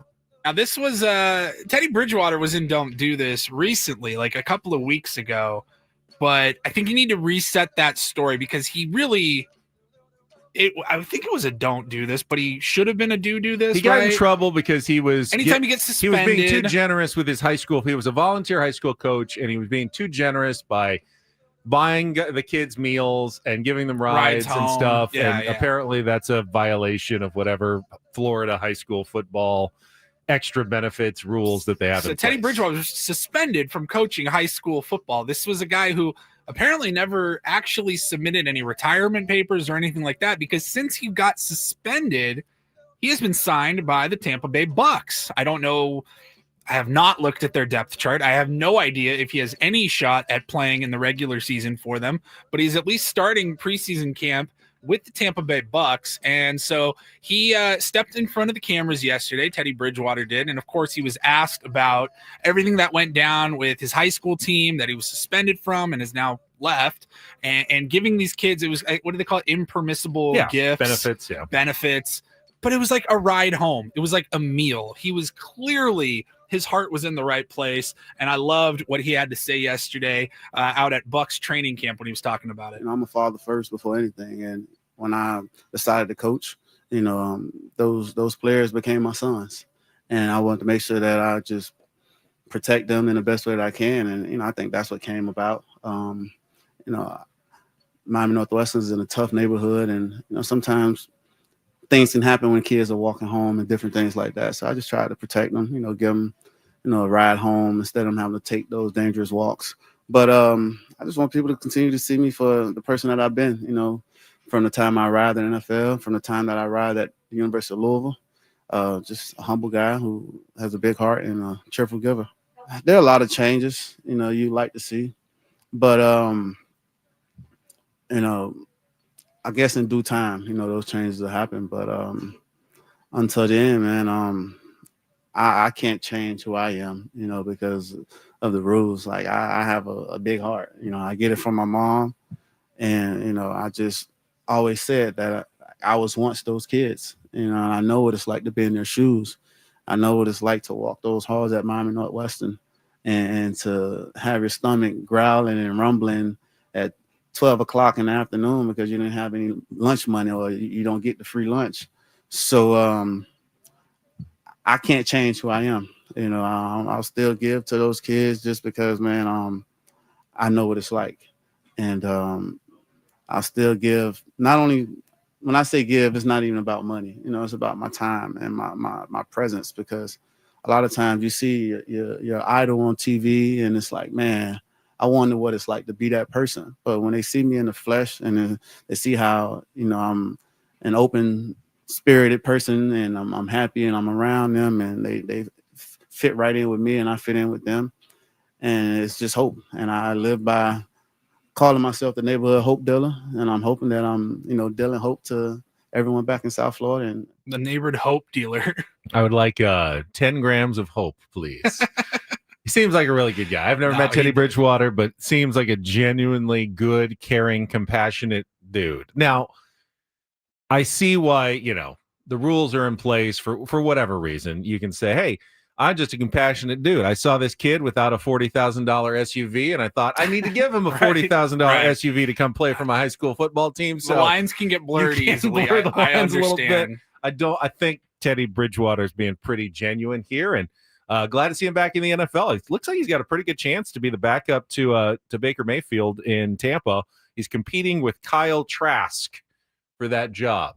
And I imagine he's got the inside track at being the backup to Baker in Tampa Bay. So that's a pretty cool story, Kyle Paulie. Trask, never heard of him. But that is Don't Do This on a Thursday. That was Don't Do This with Ben and Woods on 97.3 The Fan. Paul, you did such a good job. We may just roll right into an early Reindl Report. We got a bunch of guests in the second half of the program. What other headlines are you going to bring us? We got another do this in Major League Baseball, and I have a pretty epic fail for somebody's final moment of their life. I'm excited about this baseball story that you're going to bring us coming up next. Don't go away. Ben and Woods continuing on San Diego's #1 sports station, 97.3 The Fan.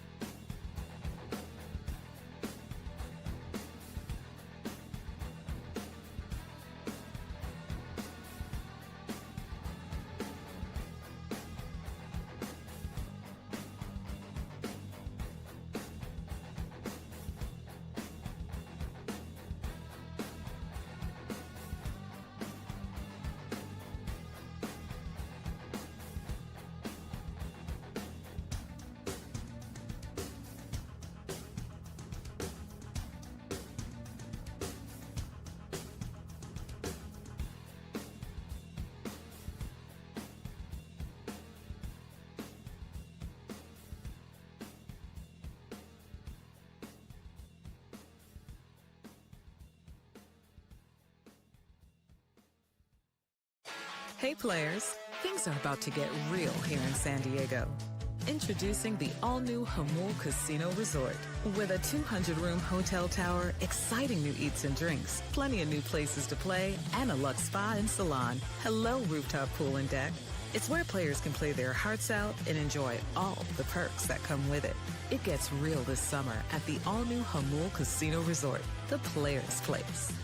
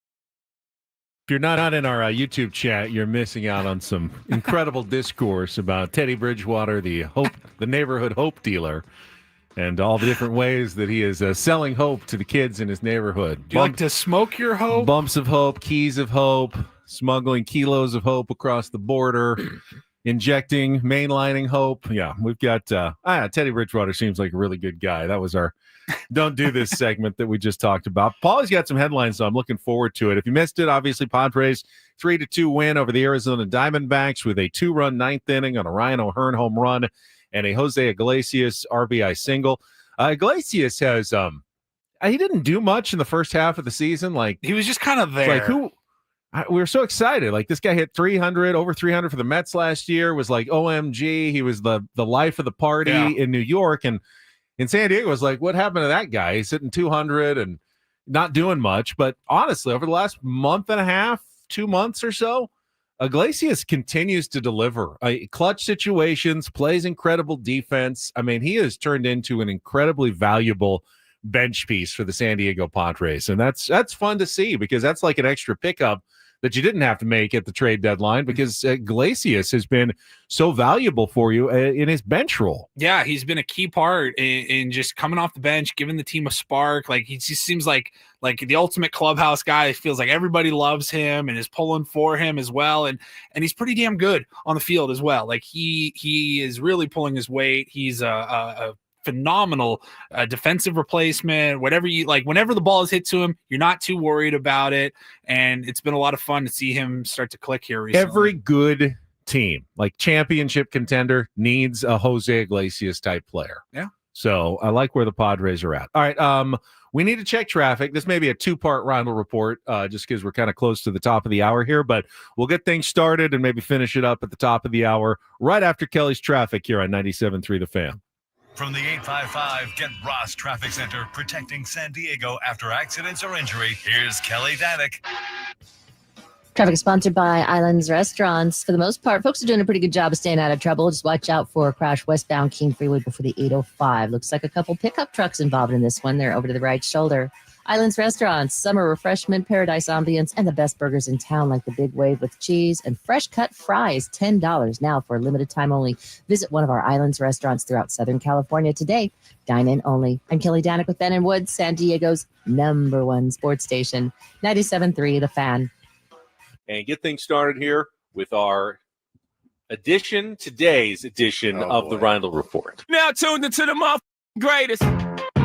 Welcome to the Reindl Report with Paul Reindl. Hi, Paul. All right. 2 stories from the world of sports that we haven't gotten to yet. We'll start off in Major League Baseball. And 1 story that you didn't know you needed. Are you laughing, biatch? It's the Reindl Report. Hey, Paul, how you doing? Okay, how are you? On 97.3 The Fan.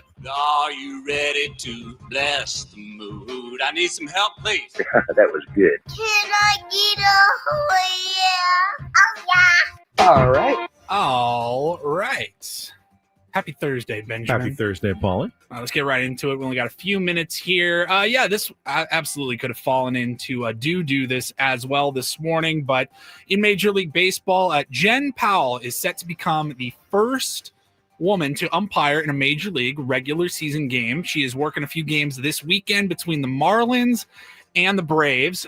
She's got the bases are her duty on Saturday. There's a doubleheader down in in Atlanta. And then she'll be behind the plate on Sunday, and they'll be announced yesterday. So Sunday, she will be calling balls and strikes for the Marlins and the Braves. It's a historic moment in Major League Baseball, regular season game, and good for her. I'm excited. Baseball's awesome. a little behind the curve on this one. Yeah. The NFL added female officials 10 years ago.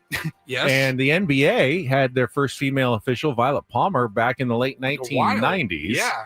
And you see them all the time. It's very regular. So it's almost surprising to me that it's taken so long for baseball to join the party. Congratulations to Jen. She'll work both games on the bases on Saturday, then behind home plate on Sunday for the Braves and the Marlins games. I mean, there's no reason why a woman wouldn't be as good as an umpire. I mean, there's nothing. Yeah. I mean, judgment is judgment, and I'd imagine she's done well. She got promoted to crew chief in the minor leagues, which made her eligible to be called up as like that 5th extra person, which is why she's getting this opportunity.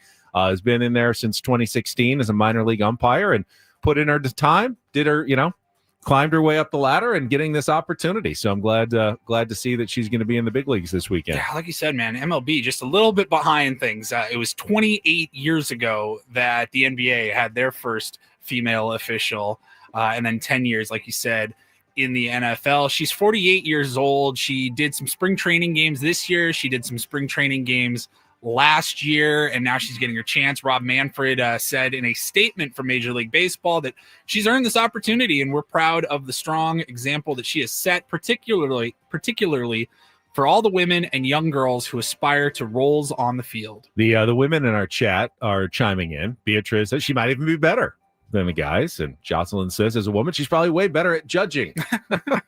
I mean, again, there's how many male umpires are there? 99.9%. Yeah, whatever. I mean, they're all there. You've got to figure she's all but one. You got to figure she's already better than most of them, right? I mean, they're pretty bad. So right. I've got to think it's a low bar. She jumps in pretty high on the scale whenever she arrives, because yeah, exactly. It's not like they have set the world on fire and being really, really good at their jobs over the years. Let's get some fresh blood in there, a little new gender in there. Yeah. All right. And then we will wrap it up here. Got one final story, some audio from the Pacific Northwest, where a family was recently out on the water on a big boat, like a big sailboat. And there was probably 15, 20 people on this boat as they were spreading some ashes and saying goodbye to a loved one. And I got to think that this person had one hell of a sense of humor, because I know I would have been laughing if this happened to me. So what they were doing is they were spreading the ashes over the side of the boat into the water, and they were playing a song, The Impossible Dream by Frank Sinatra. Only problem was whoever set up the speaker and had the music going, they didn't have Spotify Premium. They had the Spotify free version that includes ads. Yeah. And boy, did they get one hell of an ad after this. Listen to the end of the song and the ad that comes through, and you're going to hear everybody reacting. Spreading the ashes into the water. This is the quickest way to clear out stuck poop. The number one food for regular beings. The fastest way to clear out stuck poop is by adding more fiber to your diet. Not quite, unless you want to make things worse. It's a little bit hard to hear. You heard the noise. And if it says something along, if you're having trouble with clogged poop. I mean, it's like our show half the time where we go into nausea, upset stomach. Every morning at diarrhea. 5:59, you hear about loose, oily stools right before our show. It's awesome. It's really cool. Well, whoever it was, shout out to their family. And that was pretty funny. I thought it made me laugh. All right, we'll come back. Padres with a big win. We got a bunch of guests. We'll set the table for the second half of the show when we return here on 97.3 The Fan.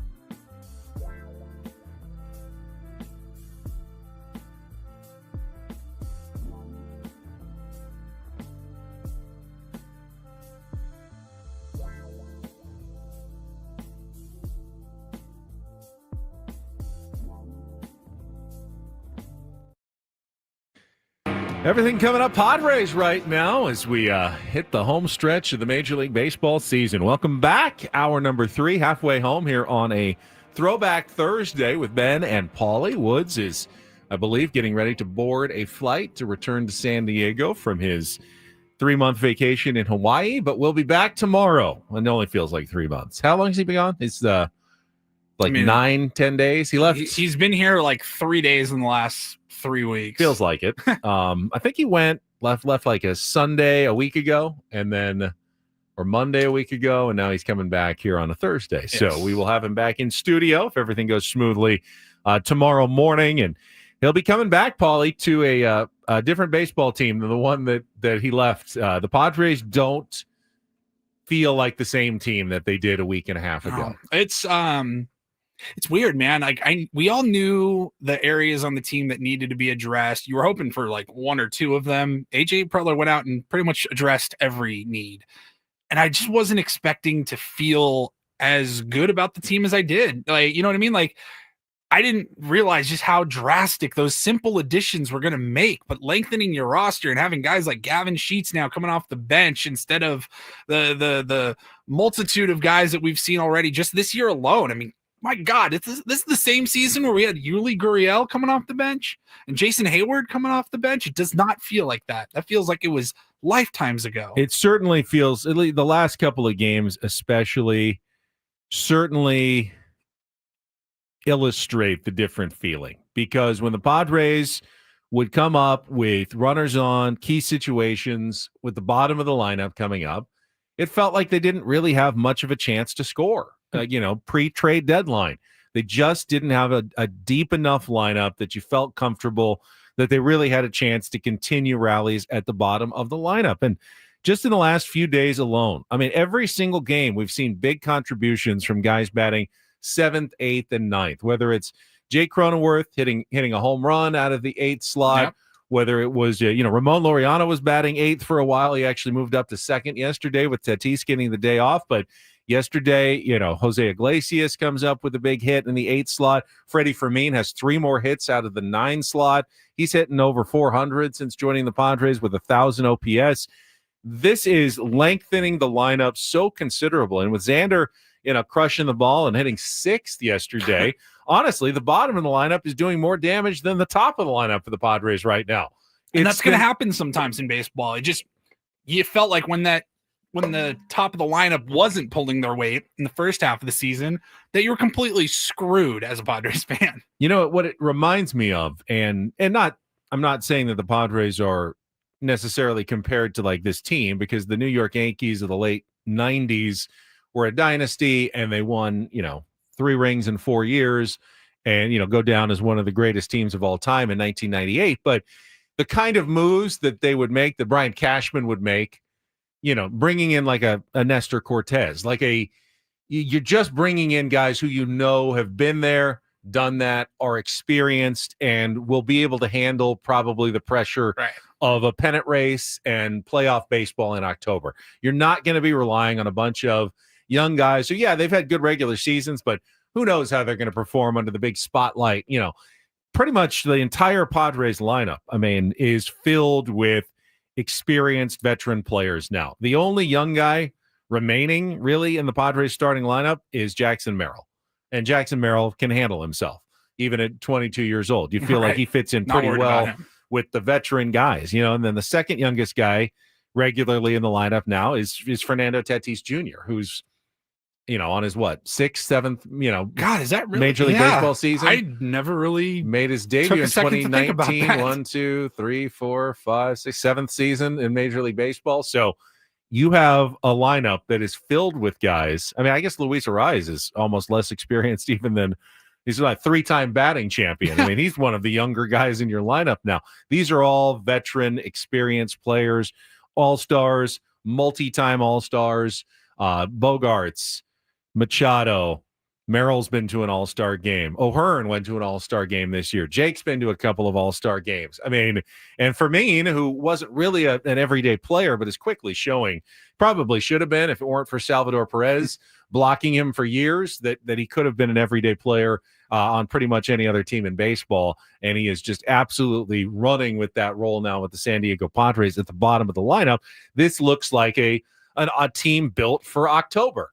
Now, they're not the only team built for October. The Dodgers are clearly a team that is built for October, maybe even more so than the regular season. And, the National League is fairly loaded and fairly stacked. All of the contenders, all of the big players in the National League, they all improved at the trade deadline.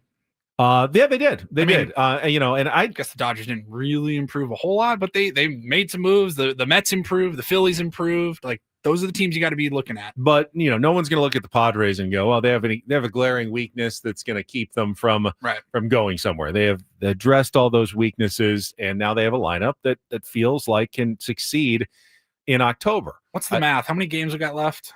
Let's see. They are now 64 and 51, so 47 games remaining. It's going to be fun. That's a season high, 13 games above 500, their new high water mark for the 2025 season, and hopefully continuing to go up from there.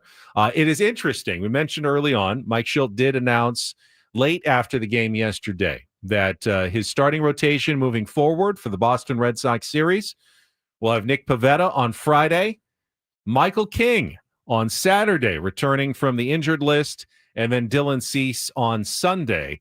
And if you like to do the math going forward, starting Michael King on Saturday means he would then be lined up to make his second start on Friday at Dodger Stadium next week in the opener to that 3-game series in L.A. Okay. They'll miss Pivetta, but Michael King will get a chance with 1 game under his belt to go up against the Dodgers in what obviously are going to be 2 critical series going forward. The Padres will play the remaining 6 games, I believe, against the LA Dodgers in the next 2 weeks. 3 in LA, and then the following weekend, 3 back in San Diego. It's going to be weird. I feel like traditionally there's usually a mid to late September, at least one series between those two teams, and to not even see them the entire final month of the season, big opportunity. Certainly changed when they changed the schedule last year, and instead of playing 3 home series and 3 road series against your divisional opponents, it's now only 2 home series and 2 road series. Yeah.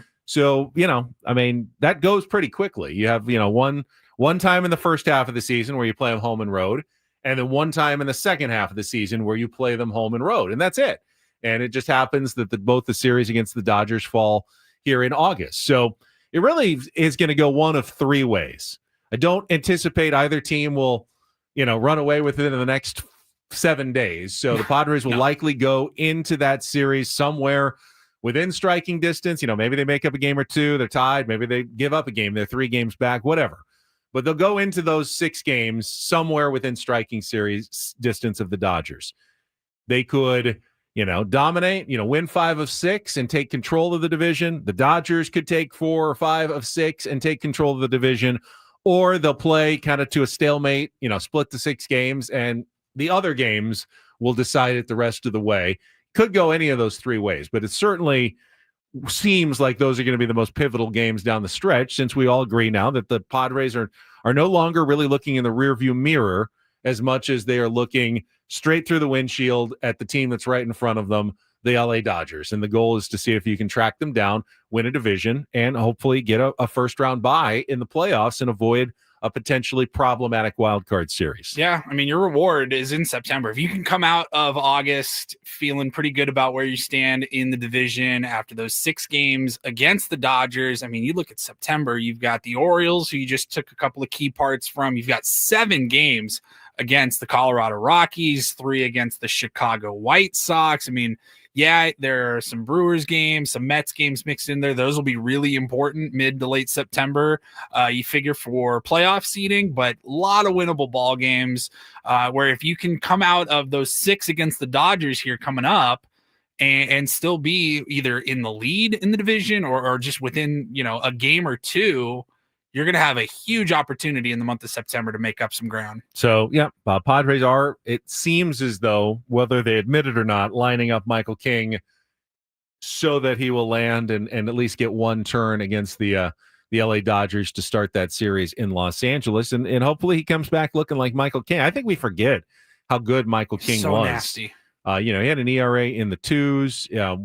I think it was like 4th best in the league before he went on the injured list. Hopefully he can pretty much pick up where he left off. It's different, I think, because he's not really coming back from an injury per se. Right. The nerve issue is not, there's nothing structural that was hurting him. So there's no reason why he really can't pick things up. It's simply a matter of like the feel of making sure that you're kind of locked in. Yeah, there's going to be some stamina concerns for sure. Just not having pitched in however many months it's been. But no, he's not returning from a major injury or anything like that. So the other question that I wanted to bring up on the roundtable today, and I'll get your thoughts on this as well, since we're talking about it. Obviously, you're looking at the Dodgers right now. They're in your division. You're competing with them. But outside of the Dodgers, now that we're post-trade deadline, which of the NL playoff contenders looks like the biggest threat in the National League? Other than the Dodgers? Other than the Dodgers. I mean, is it the Brewers? I mean, are we really believing honestly in the team that none of us even thought we had a chance to probably finish above 500? Right. Are they the biggest threat, or are they one of those? So good. They are, but do we think that because they're not a roster like the Yankees. They're not a team that is filled with, veteran type stars. They call themselves the average Joes, and they're a good team, but will that carry over to the playoffs, or when they're facing, ace pitching and ace bullpen guys night after night, will they be able to carry it into October? I don't know about that. I look at the teams that are remaining. I'm not as confident in the Brewers as, say, the Phillies. I think they are the team that's the most dangerous right now outside of the Dodgers in the National League. I think they're the most comparable to the Padres roster-wise. They have the frontline starting pitching in Wheeler and Nola with playoff experience. They have some good bullpen arms, and they have power in their lineup, which is one thing that you really can't overcome. If they get hot and, guys start running into it, and we saw it when the Padres played them in the National League Championship Series in 2022. Now, if they go cold, they don't have a lot of ways to score runs outside of their power. But if they're hot and those guys are swinging the bat and Schwarber has 3 bombs in a 5-game series, they're going to be very tough to beat. And it's going to be more, I think, on the Phillies than necessarily even their opponent on, whether they go on or not. But then we saw it disappear against the Arizona Diamondbacks in 2022, through 2 games into that series. And it's like, shut off the spigot of home runs. And all of a sudden the Phillies look quite mortal and normal and beatable. And I legitimately may be, like, we're just talking here, and I may be talking myself into being more concerned about the National League, the road to the World Series going through Philadelphia more than the Dodgers. Like, they're a good team. Yes. So are the Dodgers. I mean, I'm not concerned about the Dodgers. I'm not either. Padres have already split their 6 games with the Phillies. They went toe-to-toe to them. They didn't look outclassed by the Phillies. Certainly they had trouble with a couple of their pitchers, though. Wheeler always gives them trouble. Dodgers, they beat them once, though. To have that massive and I'm going to choose my words carefully. I don't want to make it sound like I'm not concerned or not afraid of the Dodgers at all. But they got to play consistently much better than they have really all season long. Like I think the Phillies have just been consistently a slightly better team, and their roster really can scare you when they're all firing on all cylinders. I think the Cubs, and Tony brought it up in the chat, the Cubs are good. Their lineup is really good. Even with Kyle Tucker, a streaky team too. Even with Kyle Tucker struggling badly, and he has been struggling for a while with PCA. Dansby Swanson's been hitting some home runs. Seiya Suzuki's had a really good season. Yeah. And Michael Busch is really good too. They have plenty of offense. The question is, do they have enough pitching in the postseason to get it done? And I think that ultimately, behind like Shota Imanaga, it seems like their starting rotation, their big pickup in Soroka already on the injured list. Are they going to have enough pitching to get through the postseason? Their lineup is definitely good enough. I just don't know if they have enough arms. Cubs and the Brewers kind of fall into the same category where I don't really have a whole lot of reason to feel the way that I feel, I just don't have a whole lot of faith in them to keep it rolling through October. Like they'll get to October. I just don't know that they're going to have enough horses in the stable. So right now, yeah, I think Padres, Dodgers, and Phillies are kind of my three that are just a neck up on, the Cubs, the Mets, and even the Brewers right now in terms of what I think are the most dangerous teams in the playoffs. And maybe we're just underrating the Brewers and we're just not going to believe in them until we actually see them have playoff success, because they get to the playoffs regularly. We've seen them get to the playoffs, and what happens? They always lose. I mean, usually in the first round, wild card round. I mean, they are the perennial, hey, we're happy to be here team. Great job. Low payroll. Got into the playoffs again. Good job in that National League Central. And then, are you going to be here for 2 days or 3 days is the only question with the Milwaukee Brewers. Now, with a bye, I mean, at least they can skip the wild card round, and it definitely looks like they're heading for a bye, which will help them out a little bit. I guess I just can't believe in the Brewers until they do something in the postseason, because they've had even better players than the ones they have now and still have fallen flat in October. They still have really good pitching. They still have a lineup that's been productive, but will it happen in October? And I guess I'm skeptical. All right, let's take a timeout. It is time for our Throwback Thursday game of Real or Fake. If you'd like to join us, be our contestant to qualify for Las Vegas. No musical trivia challenge necessary, knowledge necessary on a Thursday. You can call us at 833-288-0973, 833-288-0973. Play our game coming up next, and then at the bottom of the hour, Eno Sarris with some smart baseball from The Athletic. All ahead here on San Diego's #1 sports station, 97.3 The Fan. I believe right now, though, it's time for me to talk about sdfatloss.com. So many success stories. Tier ones, all of you who have gone out to the website and gotten your free consultation and started the program, thank you for sharing your success stories with me. I've seen so much weight loss in San Diego thanks to sdfatloss.com. It really does work. And I think the biggest thing is the reliance on real foods, not shakes or bars or prepackaged meals. No, just regular stuff from the grocery store. I think I can look forward to my meal a little bit. Yeah, you got to be disciplined. You're going to be eating a little bit less. You got to eat at certain times of the day. They will coach you up on how to do that. But when you can still look forward to something you like, and I always was looking forward to my meal, whether it was chicken or some steak. I definitely look forward to it. I didn't dread, another one of these terrible bars. I'm never going to make it through. That made a difference for me. And then when you get it to the maintenance phase after your 60 days, you're already eating real food. So it's not a shock to the system when you're trying to incorporate things back into your daily life. It made such a difference for me. I think it can for you as well. Again, set up your free consultation at sdfatloss.com. They'll explain to you how you can do it with no exercise, no injections, no surgery. And you sign up now, get $200 off during their huge summer sale. Get that weight off in time for the fall. You're going to be looking like a new you when, October rolls around. You'll be an absolutely new you thanks to sdfatloss.com. That's sdfatloss.com. Results may vary.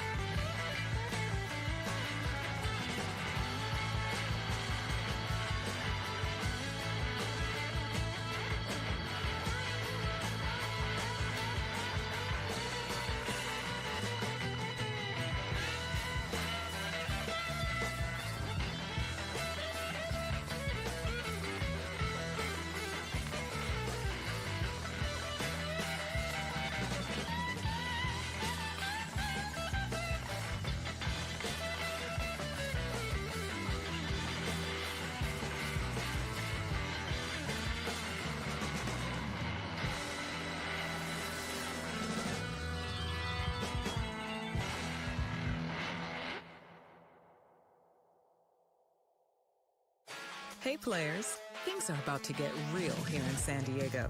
Introducing the all-new Hamul Casino Resort. With a 200-room hotel tower, exciting new eats and drinks, plenty of new places to play, and a luxe spa and salon. Hello, rooftop pool and deck. It's where players can play their hearts out and enjoy all the perks that come with it. It gets real this summer at the all-new Hamul Casino Resort, the players' place.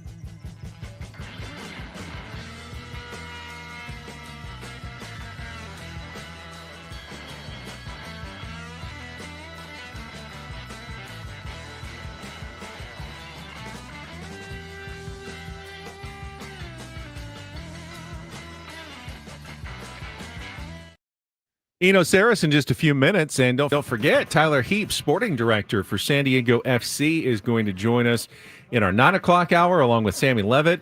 Talk about his experience calling games the last 3 days at Chase Field for the Padres in Arizona. So lots of guests coming up. That's why we did the Reindl Report a little early. Right now, though, we're going to play a little Throwback Thursday game of real or fake. Some are here for the compelling sports talk with Ben and Woods. You can go plow through another donut. It's time for Real or Fake on 97.3 The Fan. Tell the people what they'll win today. Real or Fake brought to you by Bay Alarm, security and fire alarms for every business. We got you. And we got Justin, who has a chance to win, or at least qualify for our grand prize drawing of a trip to Las Vegas. 2 nights at Resorts World Las Vegas, 2 VIP expedited admission passes to the AU Day Club, and a $175 food and beverage credit. Check out the special summer rates right now at rwlasvegas.com. Justin, good morning. Good morning, guys. How are you today? I'm good. Justin? I'm good. So I have a call screener screen to the left of me, and it remembers when you called before. It has your name, like if you've called before, and then it has the last topic you wanted to discuss. And on Justin's topic, I've never seen this before, and I think you called the weekend show. It says you have a question about your 529 plan. Can you change the beneficiary? Did you get an answer to that question? I'm dying to know if I can change the beneficiary of my 529 plan. The Wilsey brothers? Yeah, it sounds like it. But did you change the beneficiary? Are you good? Yeah, you can. You can, guys. Outstanding. Good. Maybe you can take that beneficiary to Las Vegas with you if you qualify here on Real or Fake. I've got 7 real or fake questions here. If you can get 4 of them right, you will qualify for that grand prize. No Woods to help you, so you're on your own today, Justin. Here's your category. Right.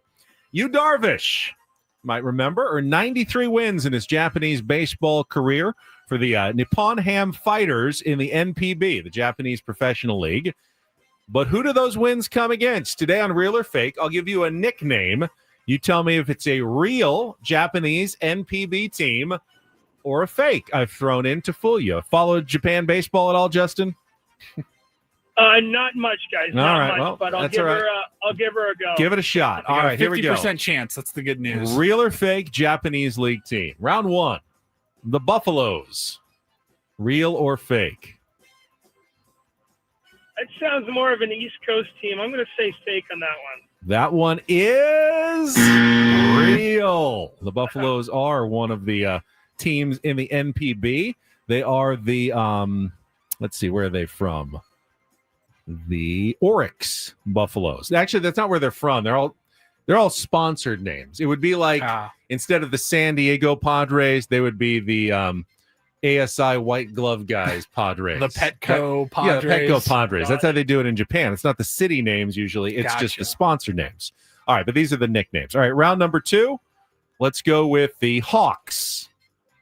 The Hawks, real or fake? The Hawks. I'm going to try to say that is, let's say fake on that one. Fake.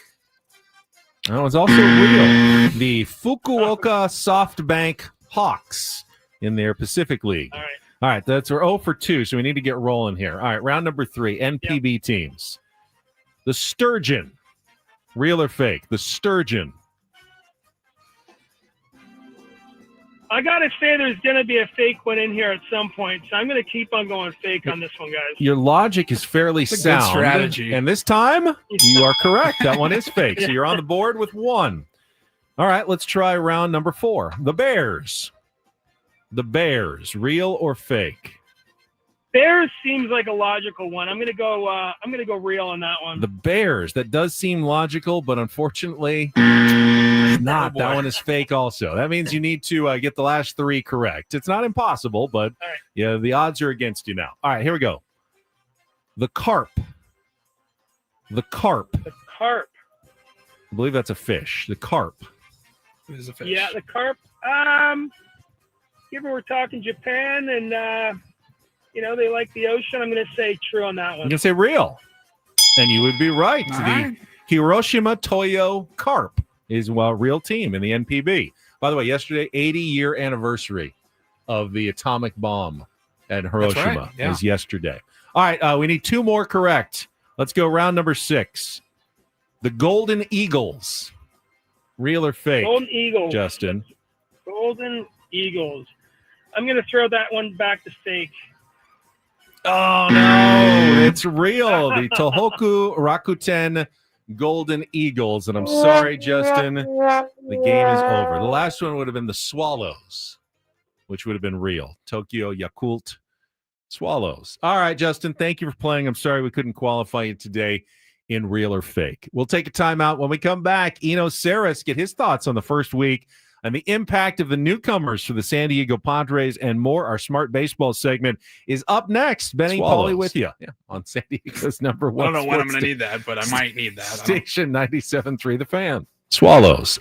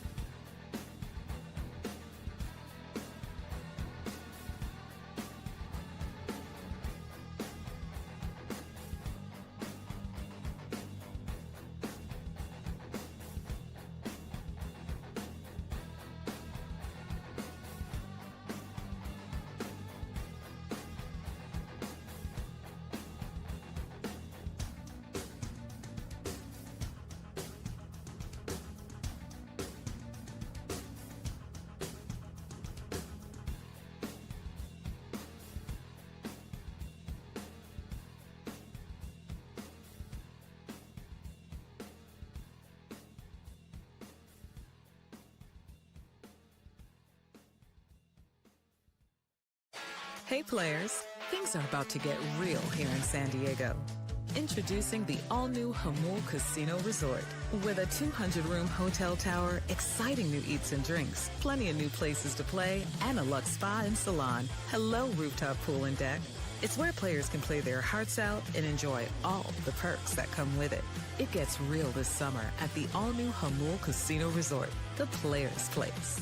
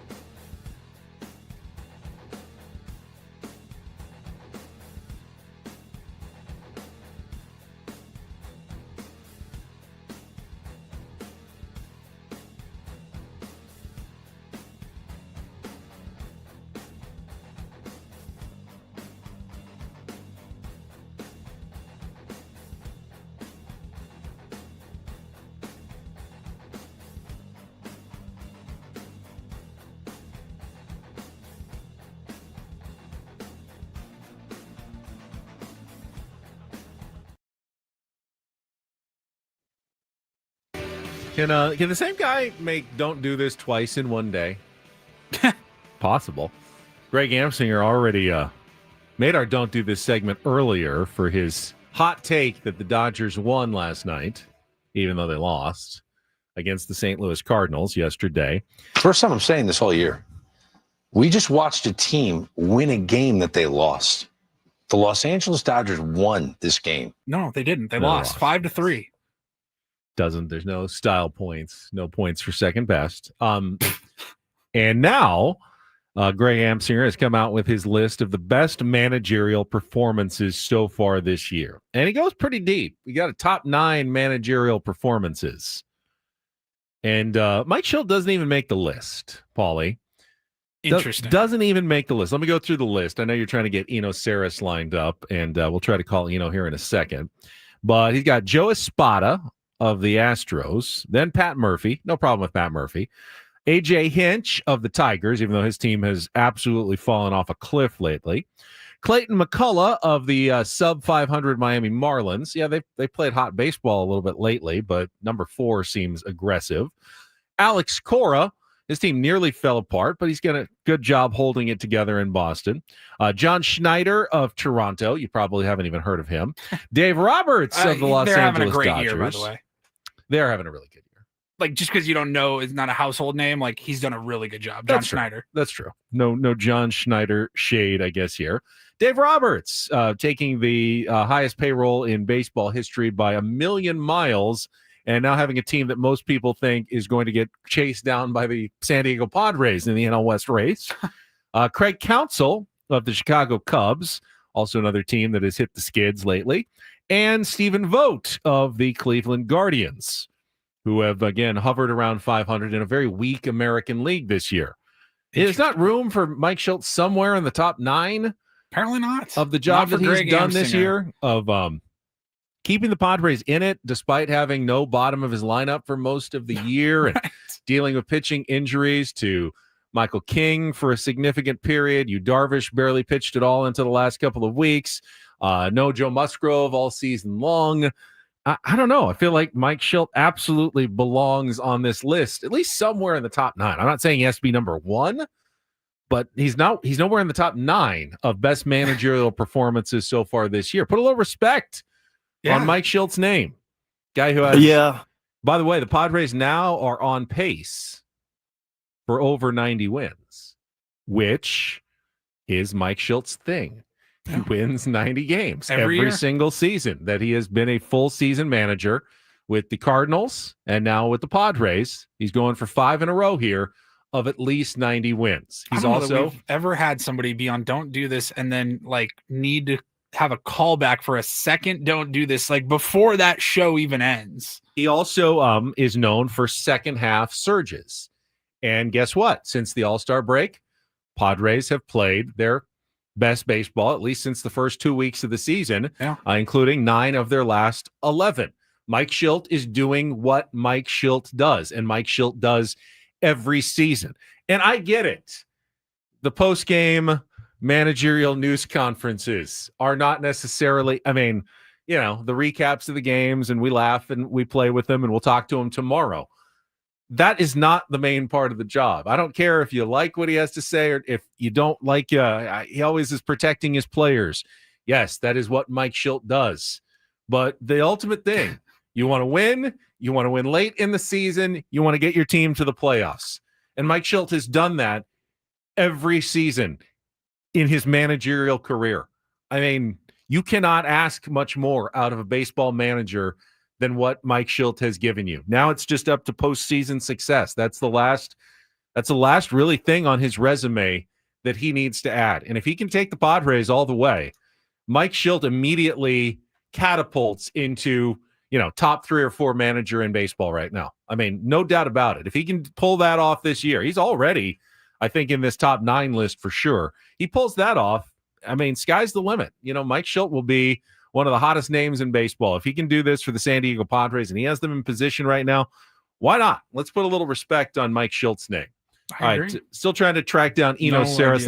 Let's check traffic. Come back. We'll reassess where we are. I can tell you what Eno wrote about this week that might surprise you about the best bullpens in baseball post-trade deadline. Get to that coming up next here on 97.3 The Fan. From the 855 Get Ross Traffic Center, protecting San Diego after accidents or injury, here's Kelly Danick. Got to cross the clearing stage westbound King Freeway just before the 805. That's our only trouble spot, though, guys. Everything else moving pretty nicely around the county. Just seeing some of that usual slowing out of Chula Vista, northbound 5 up through National City. I'm Kelly Danick with Ben and Wood, San Diego's #1 sports station, 97.3 The Fan. All right, Eno, I think is going to join us here in a second. I can ask him about the piece that he wrote for The Athletic this week, which was assessing bullpens post-trade deadline. And you'd think that I was very excited to click on this one because I felt like, this is going to be pretty glowing for your San Diego Padres. And it is. I mean, he certainly acknowledges the Padres have a terrific bullpen, but the conclusions might surprise you a little bit. Paulie's getting him online right now. Let's play his intro music and welcome Eno Sarris for some smart baseball. It's time for the super polished, yet to be named Smart Baseball Weekly segment with Eno Sarris, son of a bitch. Brought to you by 7 Mile Casino, just 7 minutes from the ballpark by the bay in Chula Vista. Here's Eno Sarris with Ben and Woods on 97.3 The Fan. Got Eno with us. Unfortunately, Eno may have brought home some sort of German superbug and is a little under the weather. Are you okay, Eno? I'm all right. Just a lot of traveling, a lot of airplanes. Oh, yeah. It's going to get you every single time. All right, we were just talking about your piece. Very excited to click on it, but you know what? The numbers are the numbers, and as excited as we are about the Padres bullpen, and I was thinking, okay, Padres far and away have the best bullpen in baseball now that they've added Mason Miller. You kind of said it's a really good bullpen, but it's not necessarily as head and shoulders above everybody else as I might have thought. What were your conclusions here?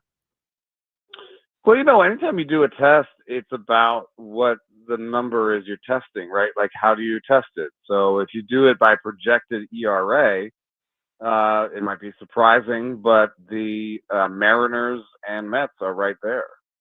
But if you think about it, the Mariners and Mets probably have nice, like, friendlier ballparks, right? Although the Padres is a little bit pitcher friendly. But the Mariners is, I think, the friendliest ballpark to pitchers in baseball. So ERA might not be the best test.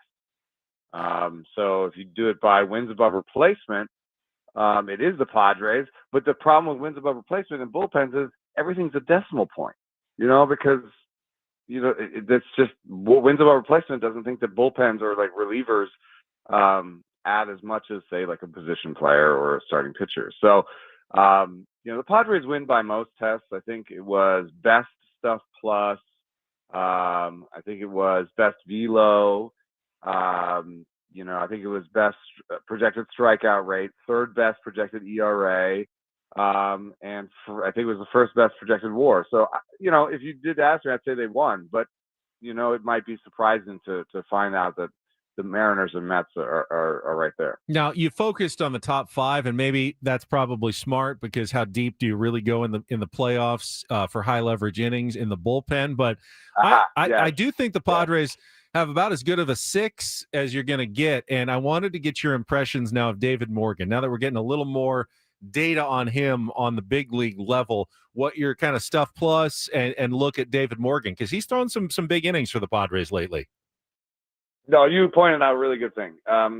Yes, the Padres bullpen is deeper. So I think I left Wandy Peralta out. And he's pitched very well of late as well. Yeah, he's really good. And yeah, Morgan's not in there. So this is the deepest bullpen as well. So I think it is the Padres, but I just wanted to kind of see what the numbers said. Morgan's been great. And Stuff Plus liked him from the very beginning. There were a couple stumbles really early on. Couple home runs, yeah. Yeah, it was home runs, and I think it was just a little bit like, you're a reliever with stuff like that in the minors. You just like throw your fastball a lot, and you have a really good fastball, and it doesn't get hit. You get to the big leagues, and you throw your fastball a lot, and somebody shows you that big leaguers can hit those things. So you have to mix it up and kind of try to surprise them still, even though you have great stuff. Even 103.8. Mason Miller had it turned around on him by Lourdes Gurriel Jr. Right. on Tuesday. So it does happen. Now it was last week. What did you see with Mason Miller coming back facing the same team last night? I thought you saw him pitch backwards a little bit. He did. Sometimes. He went all sliders against Gurriel and definitely changed it up. It was an impressive performance and how he bounced back from Tuesday to last night. But it was 1 week ago that trade had just been pulled off, and we were kind of reacting to it with confusion because it was the only thing the Padres had done at the moment. They already had a good pen. They give up Leo Dallas DeVries, and we're going, what are they doing here? What's AJ Preller's master plan? Now that we know all the moves in totality, Ramon Laureano, Ryan O'Hearn, Freddie Fermin, adding Nestor Cortez, who pitched last night as well. What are your overall thoughts on the Padres trade deadline moves? One of the things that I noticed at the trade deadline was that, rentals are super cheap, but the market wasn't great as in like what was available in terms of rentals, players without team control. And then the players that did have team control, the prices were pretty high. And what I think he did was kind of navigate, I want to get some players that are going to be here after this season's over. So the Freddie Fermin deal is like, hey, I've been looking for a catcher for a while. This is about getting me a catcher now and for the future. Laureano's around next year. Mason Miller is their sole closer next year, right? I mean, as far as the deal is up, I think. If he can opt out, I assume he will, and I doubt he'll be back. Right. So they did pay more than anybody else, just in terms of prospects, but they also got more than anybody else. They also got what they needed in rentals, and also, there are players here that'll be on the roster next year. So I like it. I like it. And we talked about how there might be some flaws with Leo's game, and we'll see how that plays out in the end. He has given up a ton of prospects that have played well on other teams, and he's also given up prospects that didn't play well on other teams. So. Well, when you give up more prospects than anyone in baseball, you definitely will have lots of mixed results on how they have all done. But we just look every night. I mean, the league is loaded with former Padres system prospects. I mean, every single night you see it feels like a dozen of them doing something or good or bad every single day. And that's really what you said is more the hallmark of AJ Preller. Everyone thinks he's this mad scientist, trade deadline guru, and he does a lot of moves, but the signature, and you pinpointed it, he likes to acquire guys with control. He's not really big on getting rental guys. He wants years of control, whether it's 2 more with the Soto deal. In this deal, obviously, it's 4 more with Mason Miller, 4 more, I believe, with Freddie Fermin. He's willing to pay for those years of control, and it's a strategy that served him pretty well these last few years. Yeah, and he has to think about next year. He doesn't really. I don't think he thinks like 6 years out as much. He's not trying to. He has some urgency. Obviously, he's building rosters that need to win now, but he does think 2 and 3 years out. The other thing is that there's memes going around about him just hating prospects or not caring about prospects. That can be true because he's traded away some great prospects that have been good elsewhere. But he also is, I think they might be one of the best teams in Latin America, maybe the best team in Latin America. So it's not like he doesn't care. And one of the ways that I think he separates himself in Latin America, do you remember the Tatis extension press conference? Yes. There was I think that he's really good people-wise with young Latin players. I think that's part of it. He's just fluent in Spanish. They treat them well. They treat them well. They speak. They like them. They try to get them to know them as people, and they have good networks down there. That's how you succeed in Latin America. So there's some soft skills there. There's some. I think he's also must be a great scout, and you put those things together. Latin America is one of those places where you can. It doesn't really matter what your draft slot is, quote unquote, right? You can just continually be good there if you have good network set up. Yeah, that's his 6-year plan. Is that there's a bunch of 12 and 13 years olds right now that he's going to scout and sign, and eventually restock his minor leagues that he will then trade to create his team in 6 years. That don't they're not even on the radar of most teams now. He really does, and I know that every GM. And I'm not casting aspersions. They all work hard. AJ outworks everybody. I mean, he has no life other than this baseball team, and he is constantly looking at options. I think other GMs don't. Nino, Bebo, Nando, Toddy, Junior. ¿Qué nombre más que tú tienes ahora? Superman. See, yeah, that's AJ in a nutshell. I mean, I have my problems with his style. I wouldn't want to work for him. Oh, no. I'm sure it's a nightmare, honestly. It's probably a nightmare. You know what? You need to get some rest. We appreciate you checking in with us this morning. Have a great week. All right. Thanks, Evan. All right. Eno Sarris, a little under the weather, but still contributing some good stuff. All right. We'll come back, change gears a little bit. Sporting Director Tyler Heaps from San Diego FC going to join us as they hit their stretch drive next year on 97.3 The Fan.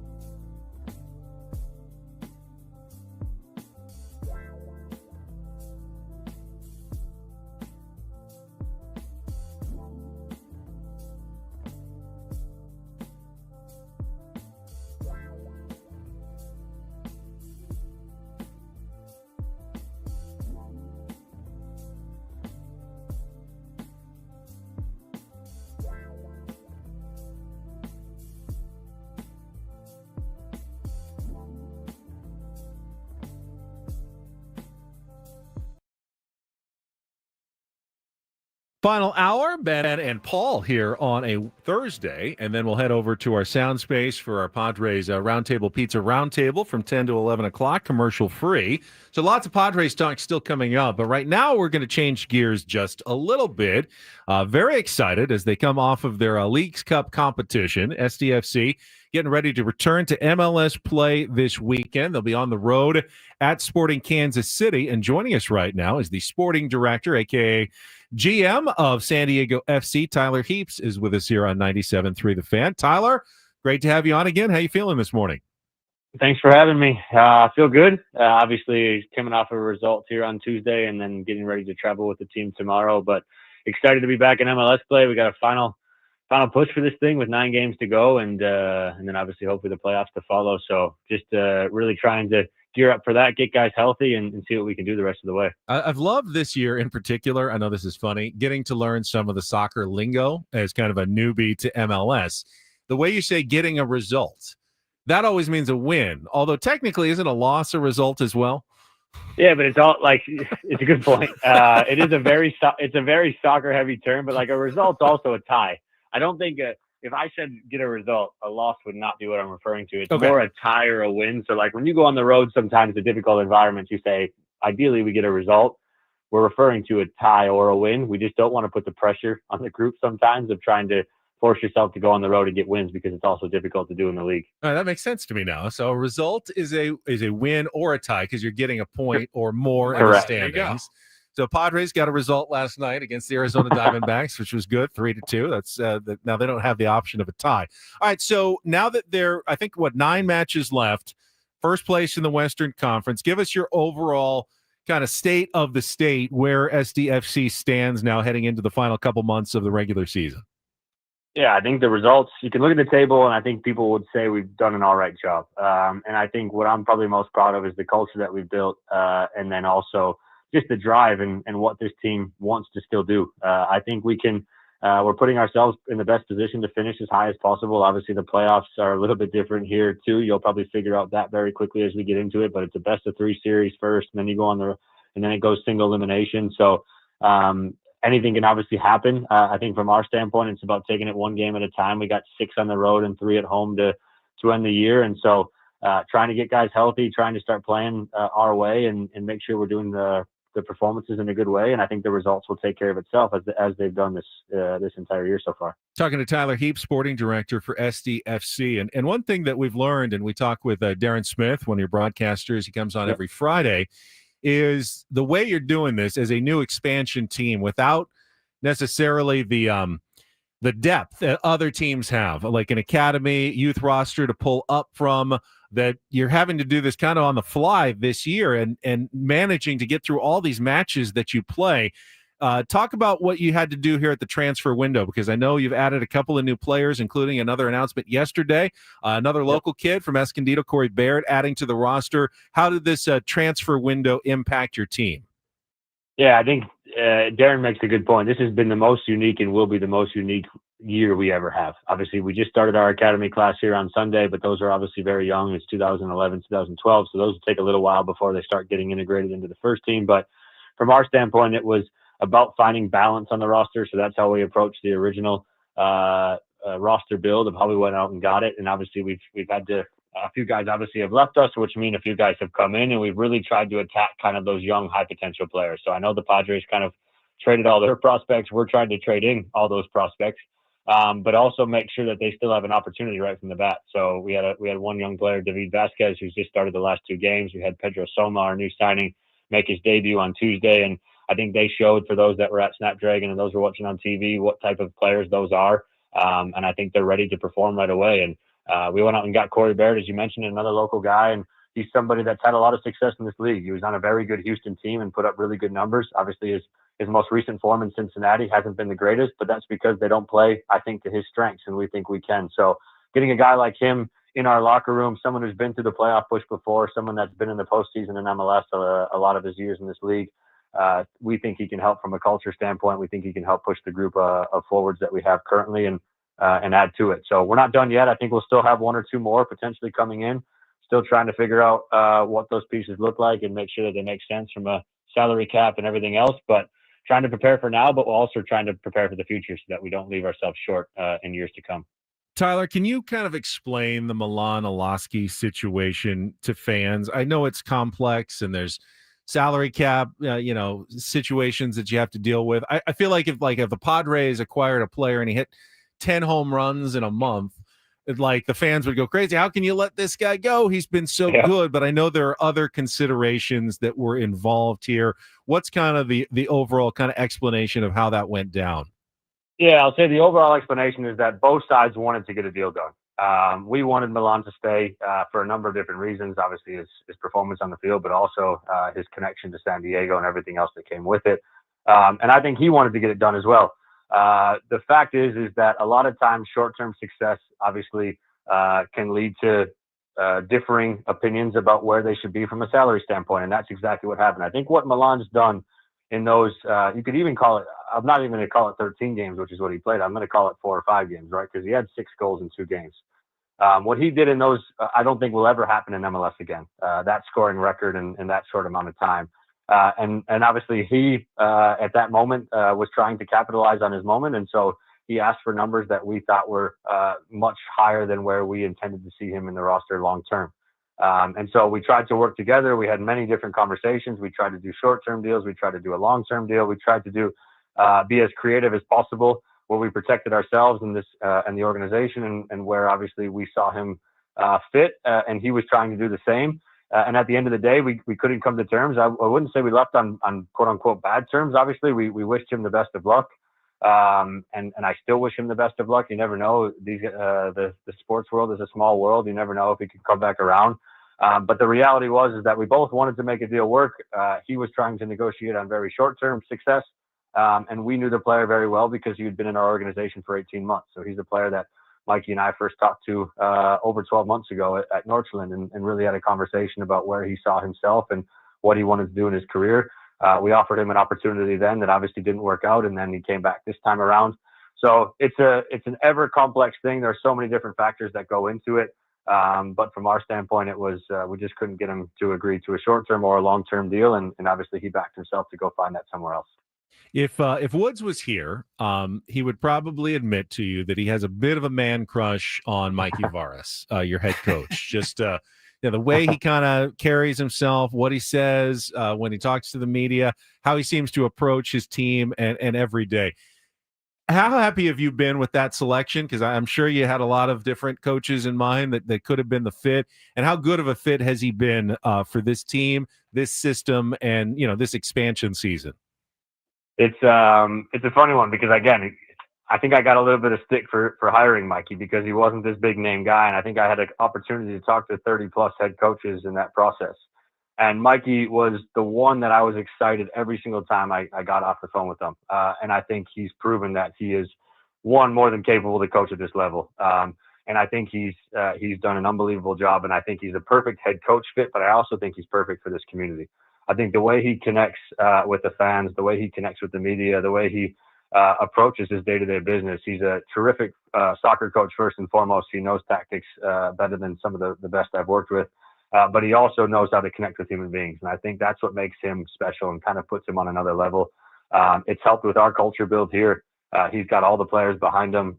You mentioned the style of play. He's very aligned to how we want to play football and how I see football. And so him and I have a really good connection and have obviously continued to build that. So he's been, in my eyes, he's been perfect for us so far.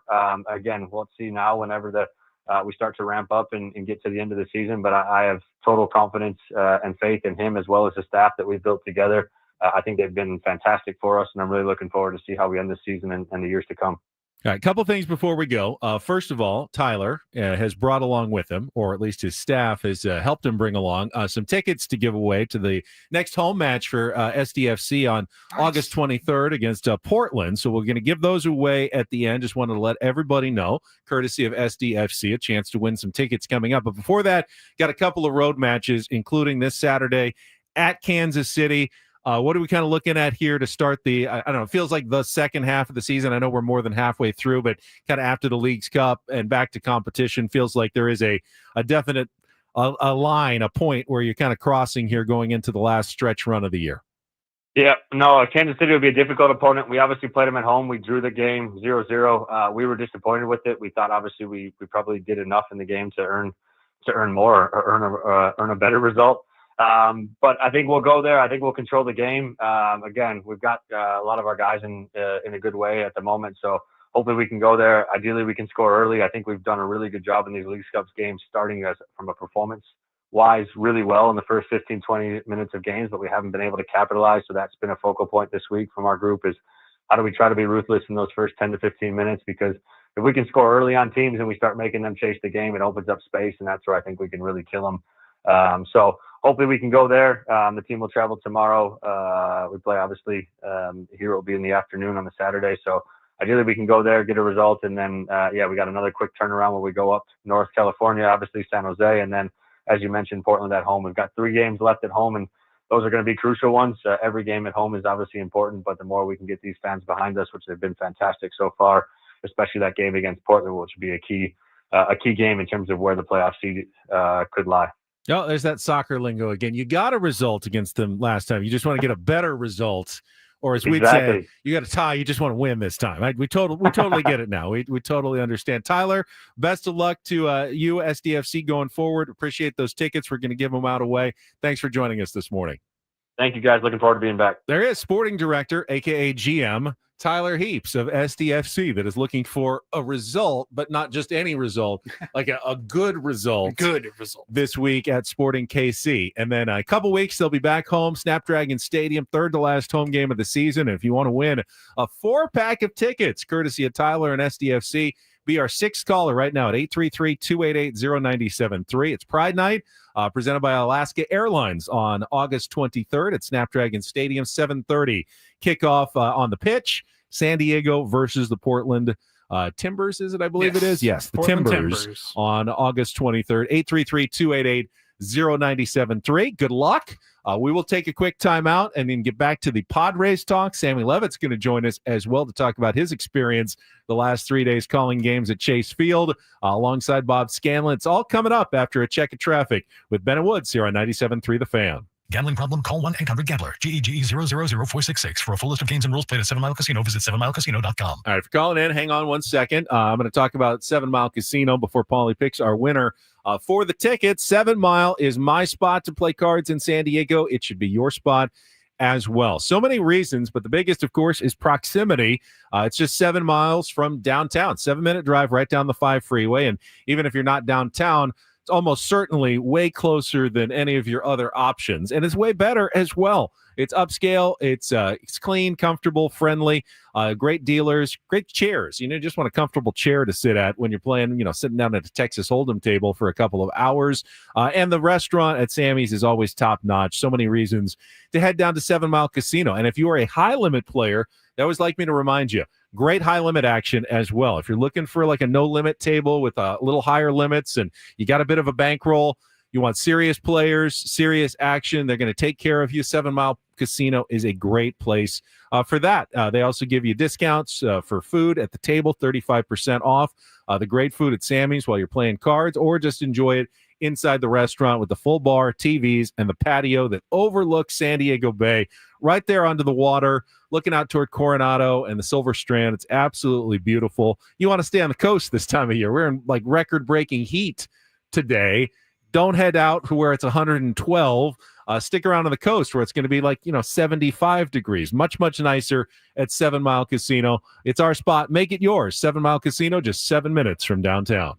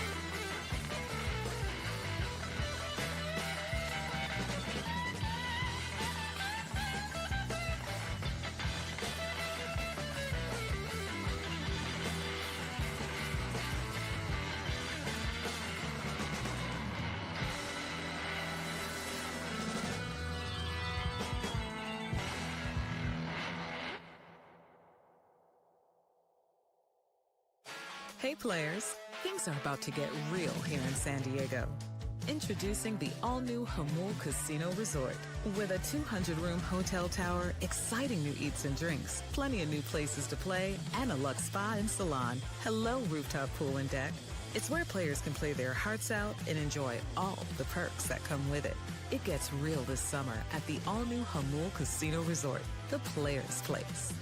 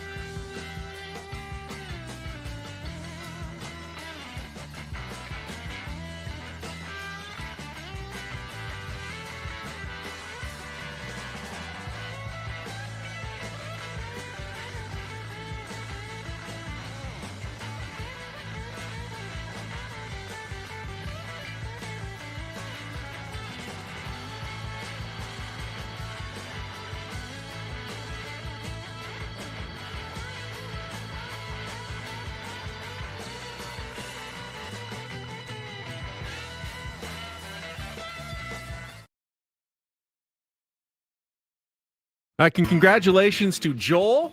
Called in, won the SDFC tickets, courtesy of Tyler Heaps. Tyler was great.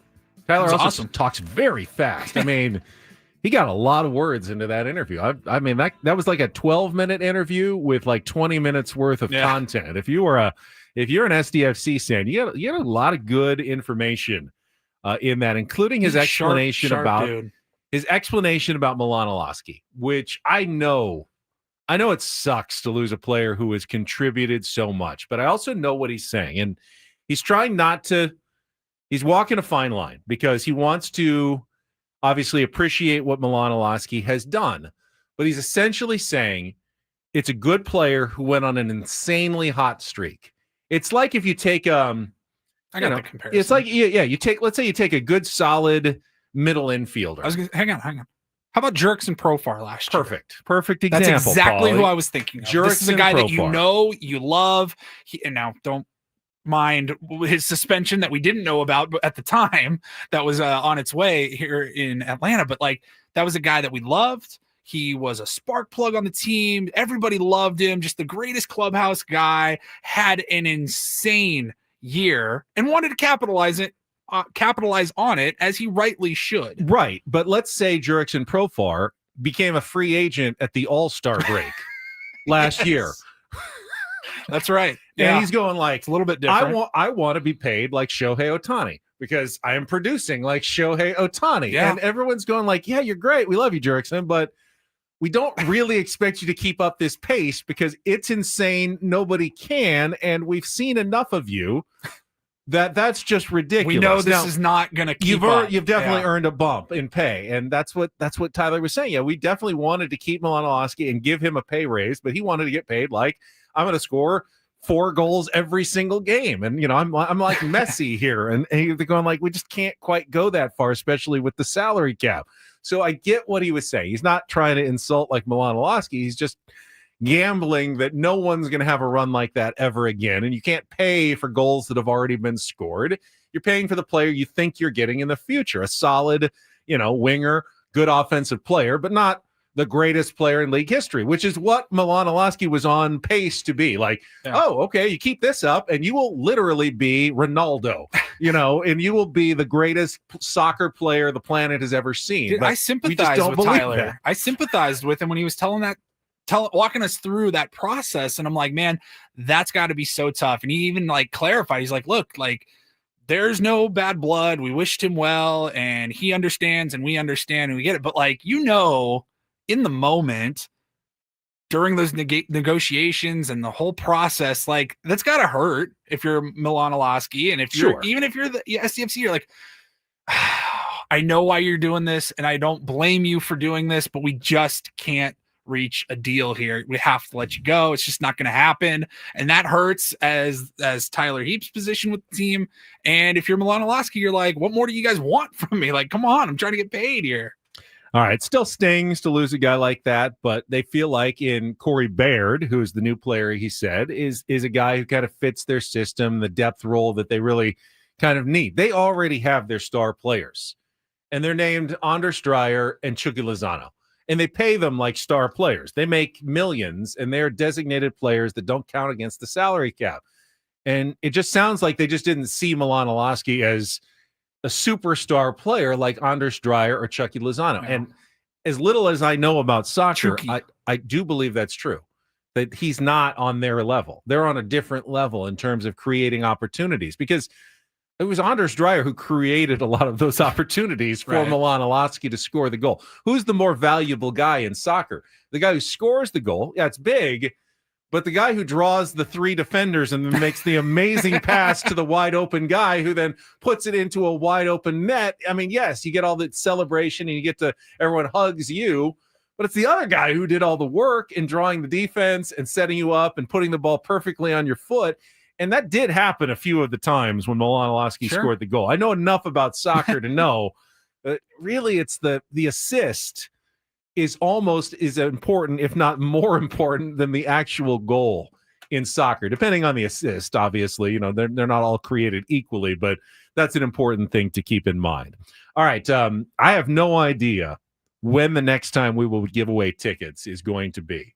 It could be we do weeks from now. It could be minutes from now. Just keeping that in mind. And for everybody, I mean, our phone lines blew up for those SDFC tickets. And I did not hear if you mentioned it. We do have another 4-pack of tickets to give away tomorrow. That's right. You want to listen in. Don't call right now. Tyler brought 8 tickets for us. How about We're just that? giving away 4 today and 4 tomorrow. So another chance if you didn't get through today. Before we do anything else, though, before we get to Sammy, it is a Throwback Thursday. And Paulie mixing it up today because instead of going back like on this date in Ben and Wood's history, which is what you usually do, you thought, why don't we expand it and just bring back some fun things occasionally that we just don't do anymore? Yeah, it kind of worked out really well this week. I don't particularly remember how we got into it. I think it was like Monday or maybe even Tuesday. Because I was a flub machine on television. That's what it was. On Monday. And I was like, I could not get through the words. Yeah. And And so my we started producer was talking like about laughing. flubs. Like I've seen you flub more in tonight than I have in 20 years combined of television. And Paulie said, well, then we need to bring back flubs. And we I mean, you played revisited a couple of them that morning and we laughed about it. And I just thought, all right, how about like at least once a month, maybe on weeks where we don't have a great audio clip from this week in the past to go visit, like why not bring back something? So I thought, now we did flubs of the week. Like if you're a new listener, you have no idea what's coming, but if you've been around for a few years, we did this every Friday. It's how we ended the show, because we would just like add this running list of flubs. Now it's mostly Ben, but you'll hear some from me. You'll hear some from Woodsy as well. And so without any further ado, on a Throwback Thursday, let's get to some flubs of the week. Browns, Bengals, Ravens, 3-2-2 teams in that division. Ballast Point Beer, the official craft beer of the San Diego Padres, at Ballast Point in Little India. He's not 35. But he will be before the contract is done. What is a contract? Holiday season is almost here. 30 days, half September. And that is do this for a Wednesday. Don't. Better what? Back after a check of traffic on 97.3 Fan. He's got the fifth most wins coaching time, all-time coaching. Fifth most. February 12th, State Farm Stadium in Glendale, Arizona. State Farm Stadium. That's not what I heard. It's not what I heard either. Our first sound from Padres Spring Training 2013. I think when a veteran pitcher is having success with those numbers, 6-year history of Major League Rugby. What is rugby? Sam San Diego's number one sports station, 93 The Fan. We're just talking about Landon Jonovan. Who is Landon Jonovan? Back after a check of traffic here on 91.37 The Fan. Almost the entire 97.3 The Crew is coming out. And then, of course, Joe Darvish and the kettlebell on the toe. Paul Reindl is our executive producer, YouTube director. What's a director? He's a director. The Sockers, they haven't lost a season all home, so we need you out there. Greg Elston will join us with some streaming television. In which Grammy-winning Beatles song does Paul McCartney sing about the words that go together well? He was our man on the scene in the Beast of the Belly, Dodger Stadium, on the premier Chevrolet of Carlsbad fan What is hotline. Carlsbad? Are you okay? What is happening right now? If you like brisket and you're not going to Grand Ole Barbecue, you're doing it wrong in North Park, at Flynn Springs, and out at the ballpark. North Park. 97.3 The Fan. Paul's got some really good audio coming up in the Reindl Report as well from Gabe Kapler, manager of the Giants, that you won't want to stay tuned for. Sits down and talks to the owner of the Baltimore Orioles, Peter Angelos. The Baltimore what? What Orioles? Oh. What'd I say? To wrap up our 90s country 90s country theme for the week. Seem to enjoy playing for Bob Melvin. Bob Melvin. Who is Bob Melvin? What did we win? We won something. Here we go. There it is. Good job, Woodsy. Good job. Who? Woodsy. The Baseball Writers Association. Try that again. That's all, folks. Oh, my God. I forgot how good some of those are. They do hit a little differently after a little time off. Wow. I mean, so quick analysis. Two of my favorites. First of all, I particularly loved the one about the Reindl Report, where you tried to say that you won't want to miss or that you want to stay tuned for. And instead, your tease to the Reindl Report was. Paul's got some really good audio coming up in the Reindl Report as well from Gabe Kapler, manager of the Giants, that you won't want to stay tuned for. What a sell. I mean, you do not want to hear this. I had forgotten. We also have North Pork. We had Petco Pork, of course. And North Pork. Now, did you hear Jesse tell his joke last night on the broadcast to Mud?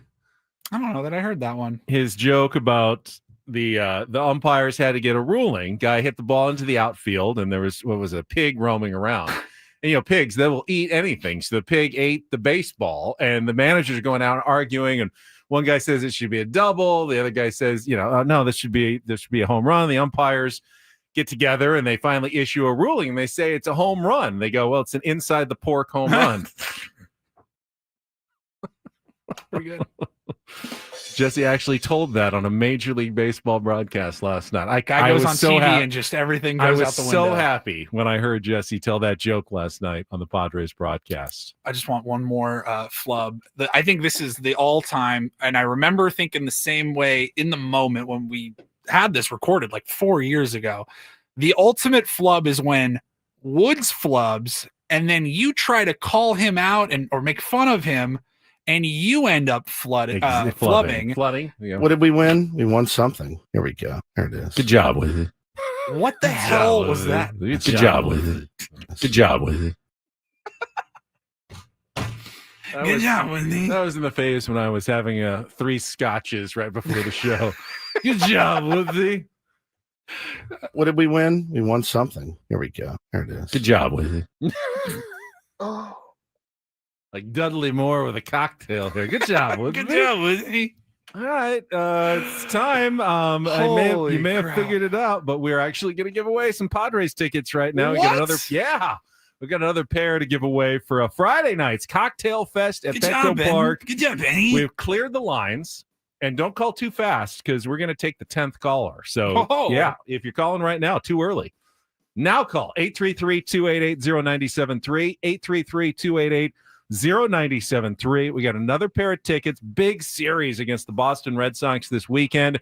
And what a pitching lineup. Nick Pivetta, Michael King, and Dylan Cease over the next 3 days. Friday is Cocktail Fest. You can shake up your night from the time the gates open to the first pitch at 6:40. $5 drink specials tomorrow night and live music in Gallagher Square. And you can win tickets right now at 833-288-0973.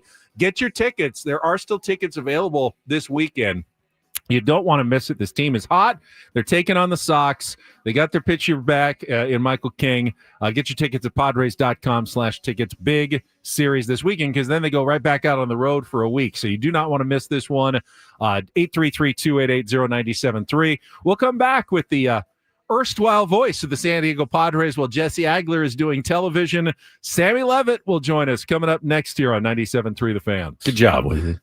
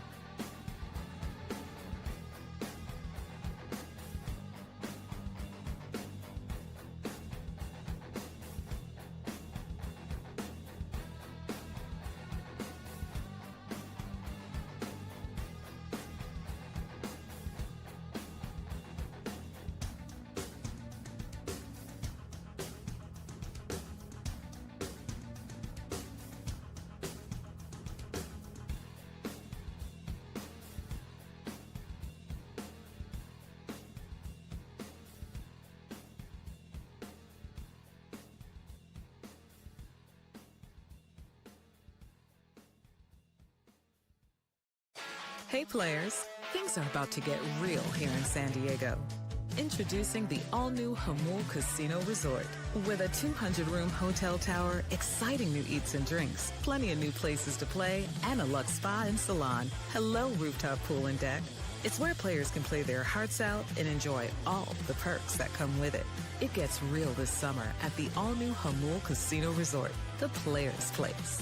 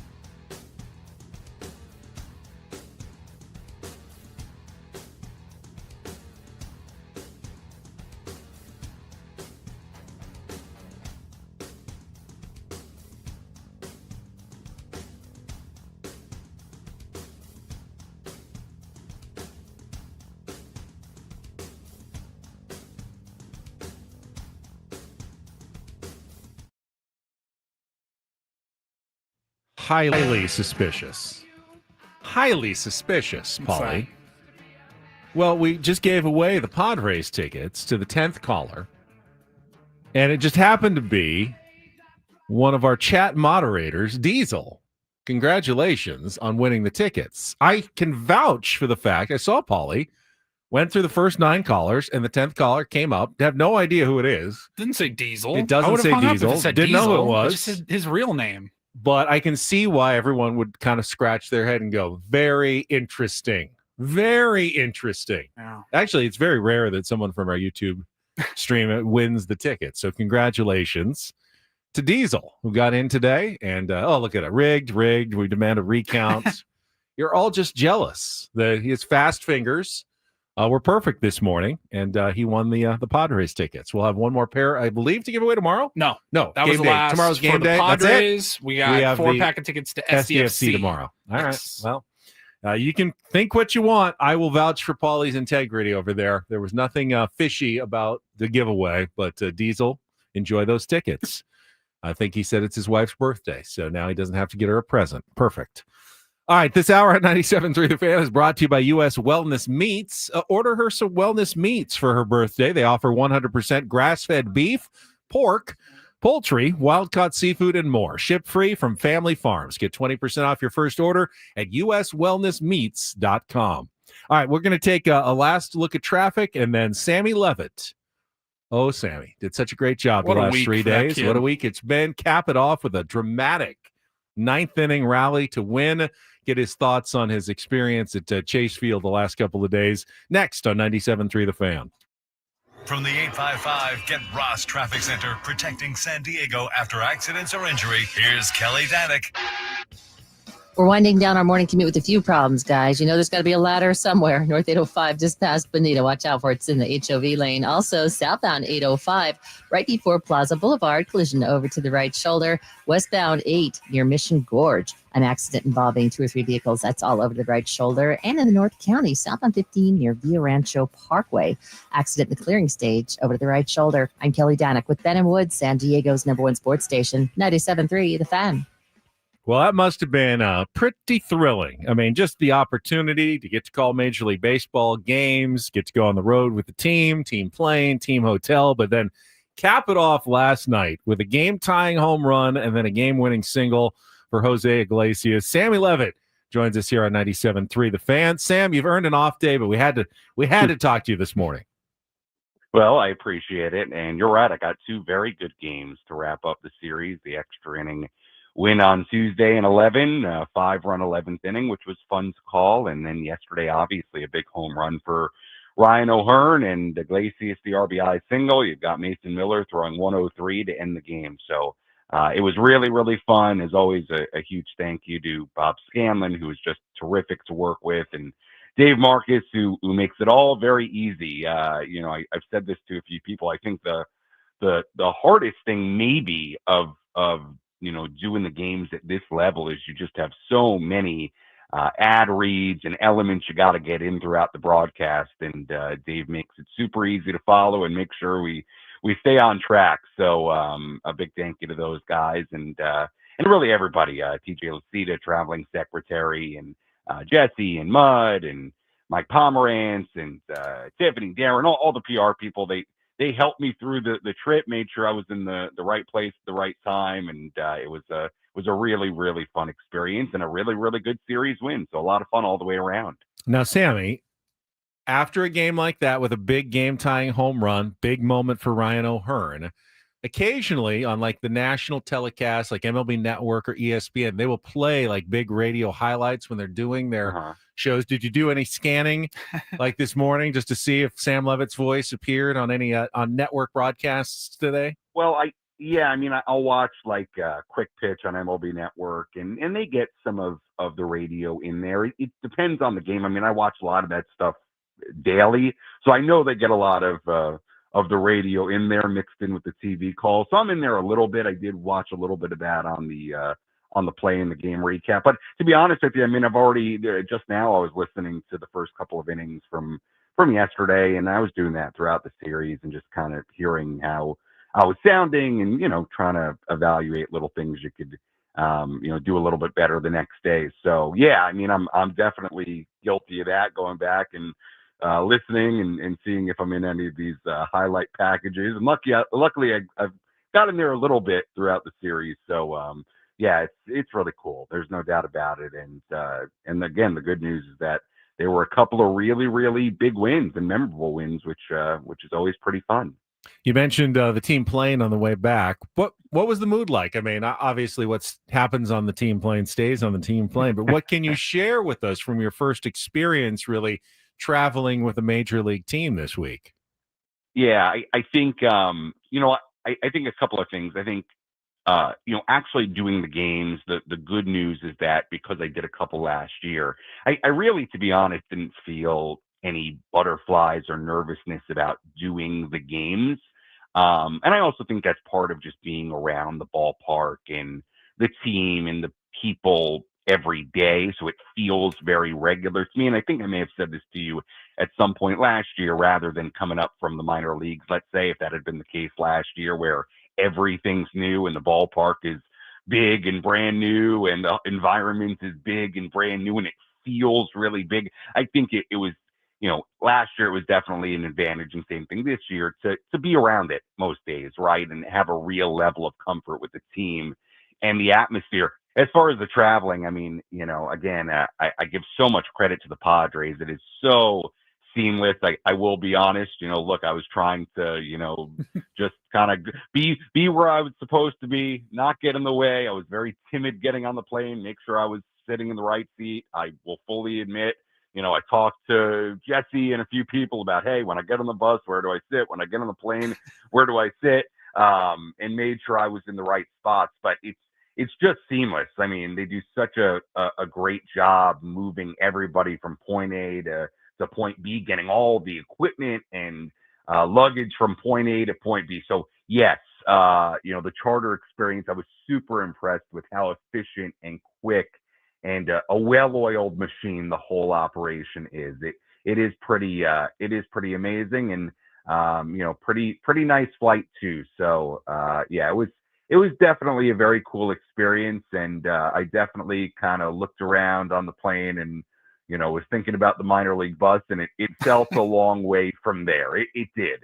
And I heard you guys talking earlier in the week. Yes, there was definitely a few moments, I think, of the travel experience of being able to be part of a trip at that level where it was like, wow, this is pretty cool. And I'm really, really grateful I'm getting able to experience this.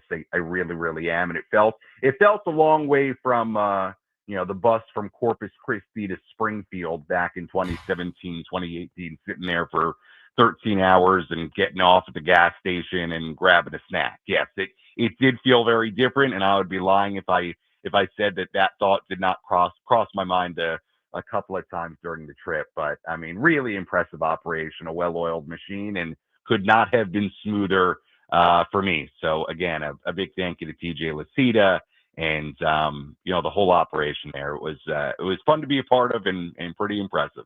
Well, you finally said it there towards the end. I'm just glad. I wanted you to say, Sammy, that was a very professional and diplomatic and solid answer, and you thanked everybody you needed to thank. But it was pretty cool, wasn't it? Yeah, it definitely cool. was.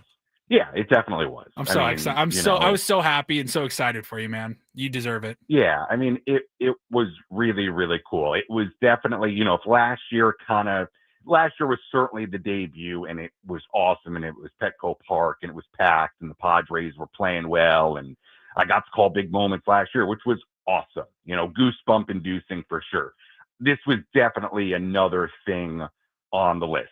And a different experience too, just a different experience than going to Petco Park where, I go so much and know really well. So, I can't lie. It was very, very, very, very cool to get that big league travel experience and see the operation. And, it was a lot of fun. I'm very, very grateful that I got to experience that. And look, I do think, being in the minors for as long as I did, it gives me a little perspective on it, right? Where I can sit back and think about it, and not much different than I think how a player feels, when they get those opportunities, right? The bottom line is there is a big difference in a lot of ways between AA and AAA and the big leagues. The big leagues are the big leagues for a reason, and there's no doubt that the travel experience feels that way, which is pretty cool. There are very few Dave Winfields who just come right to the big leagues without spending a day in the minor leagues, and you definitely put in your time. So very happy for you, Sammy. Now, you're not the only one who was traveling with the team for the first time. We had a bunch of new players who were also probably getting a chance to bond a little bit. When they just got there the weekend, most of the players, they're just trying to adjust and, wrap their heads around being on a new team. This is actually a chance for Ramon Laureano and Ryan O'Hearn and Freddie Fermin and Nestor Cortez to start, bonding with their new teammates, Mason Miller. I get the sense they fit in pretty well, Sammy. You've been in the clubhouse the last few days. Do you feel like personality-wise, all these guys are a really good fit for the Padres? Yeah, I do, from what I can tell and from what I saw for sure. I mean, I think Ryan O'Hearn fits right in, with this group. I mean, I've heard great things about Freddie Fermin, and my goodness, I mean, it looks different, right? I mean, it shows you the power of a catcher that can really deliver offensively. And look, he's done nice things defensively too so far. But it shows you the power of that kind of upgrade behind the plate. Nestor Cortez, look, I know he wasn't great last night, but you got to keep in mind it was his first major league start in more than 4 months.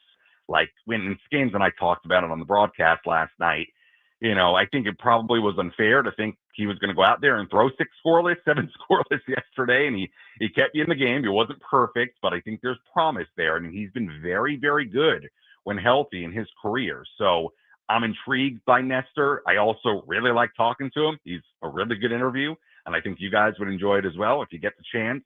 Obviously Mason Miller, having, that's the other thing that I think stands out, and not just from a personality standpoint. I think Miller brings a lot too, and he's going to fit right in.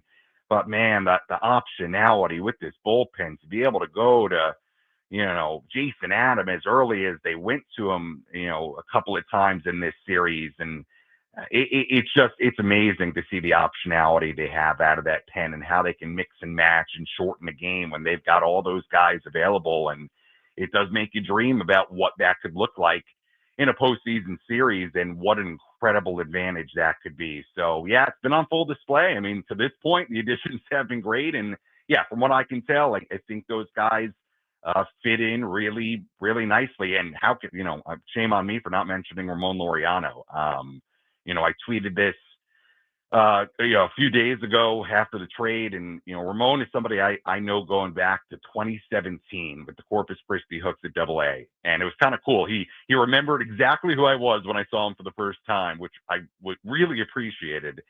And he is just a hard worker, hard-nosed type of player who's having a great year, and he's been great.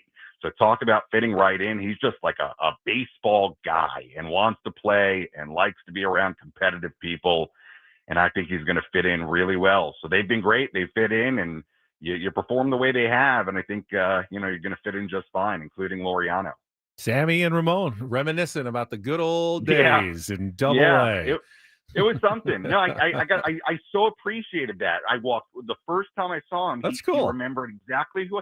Yeah, I was like, wow, I didn't know. I'm not assuming that's a long time ago. And I was like, wow, and to be honest, back then I was like the number 2 broadcaster. I wasn't even the main guy, and I didn't always travel with him. So yeah, Ramon Laureano earned points in my book for that, and the way he's playing speaks for itself. Well, you did such a good job that Adam Klug did not even ask you to come in and do the roundtable with us, even though we're a man short. That's how much he appreciates you, apparently, Sammy. So enjoy the rest of your day off while we all go head over for another hour of Padres talk this morning on the roundtable, and we'll hear you on the pregame show tomorrow.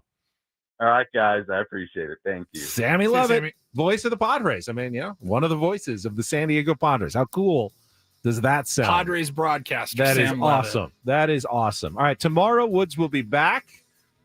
Travel permitting, should be on his way now at 6 a.m. We will see you then with Woodsy. Paulie, I will see you over in the sound space for our Roundtable Pizza Roundtable in just moments. Don't go anywhere. The fun continues on San Diego's #1 sports station, 91.3.7 The Fan.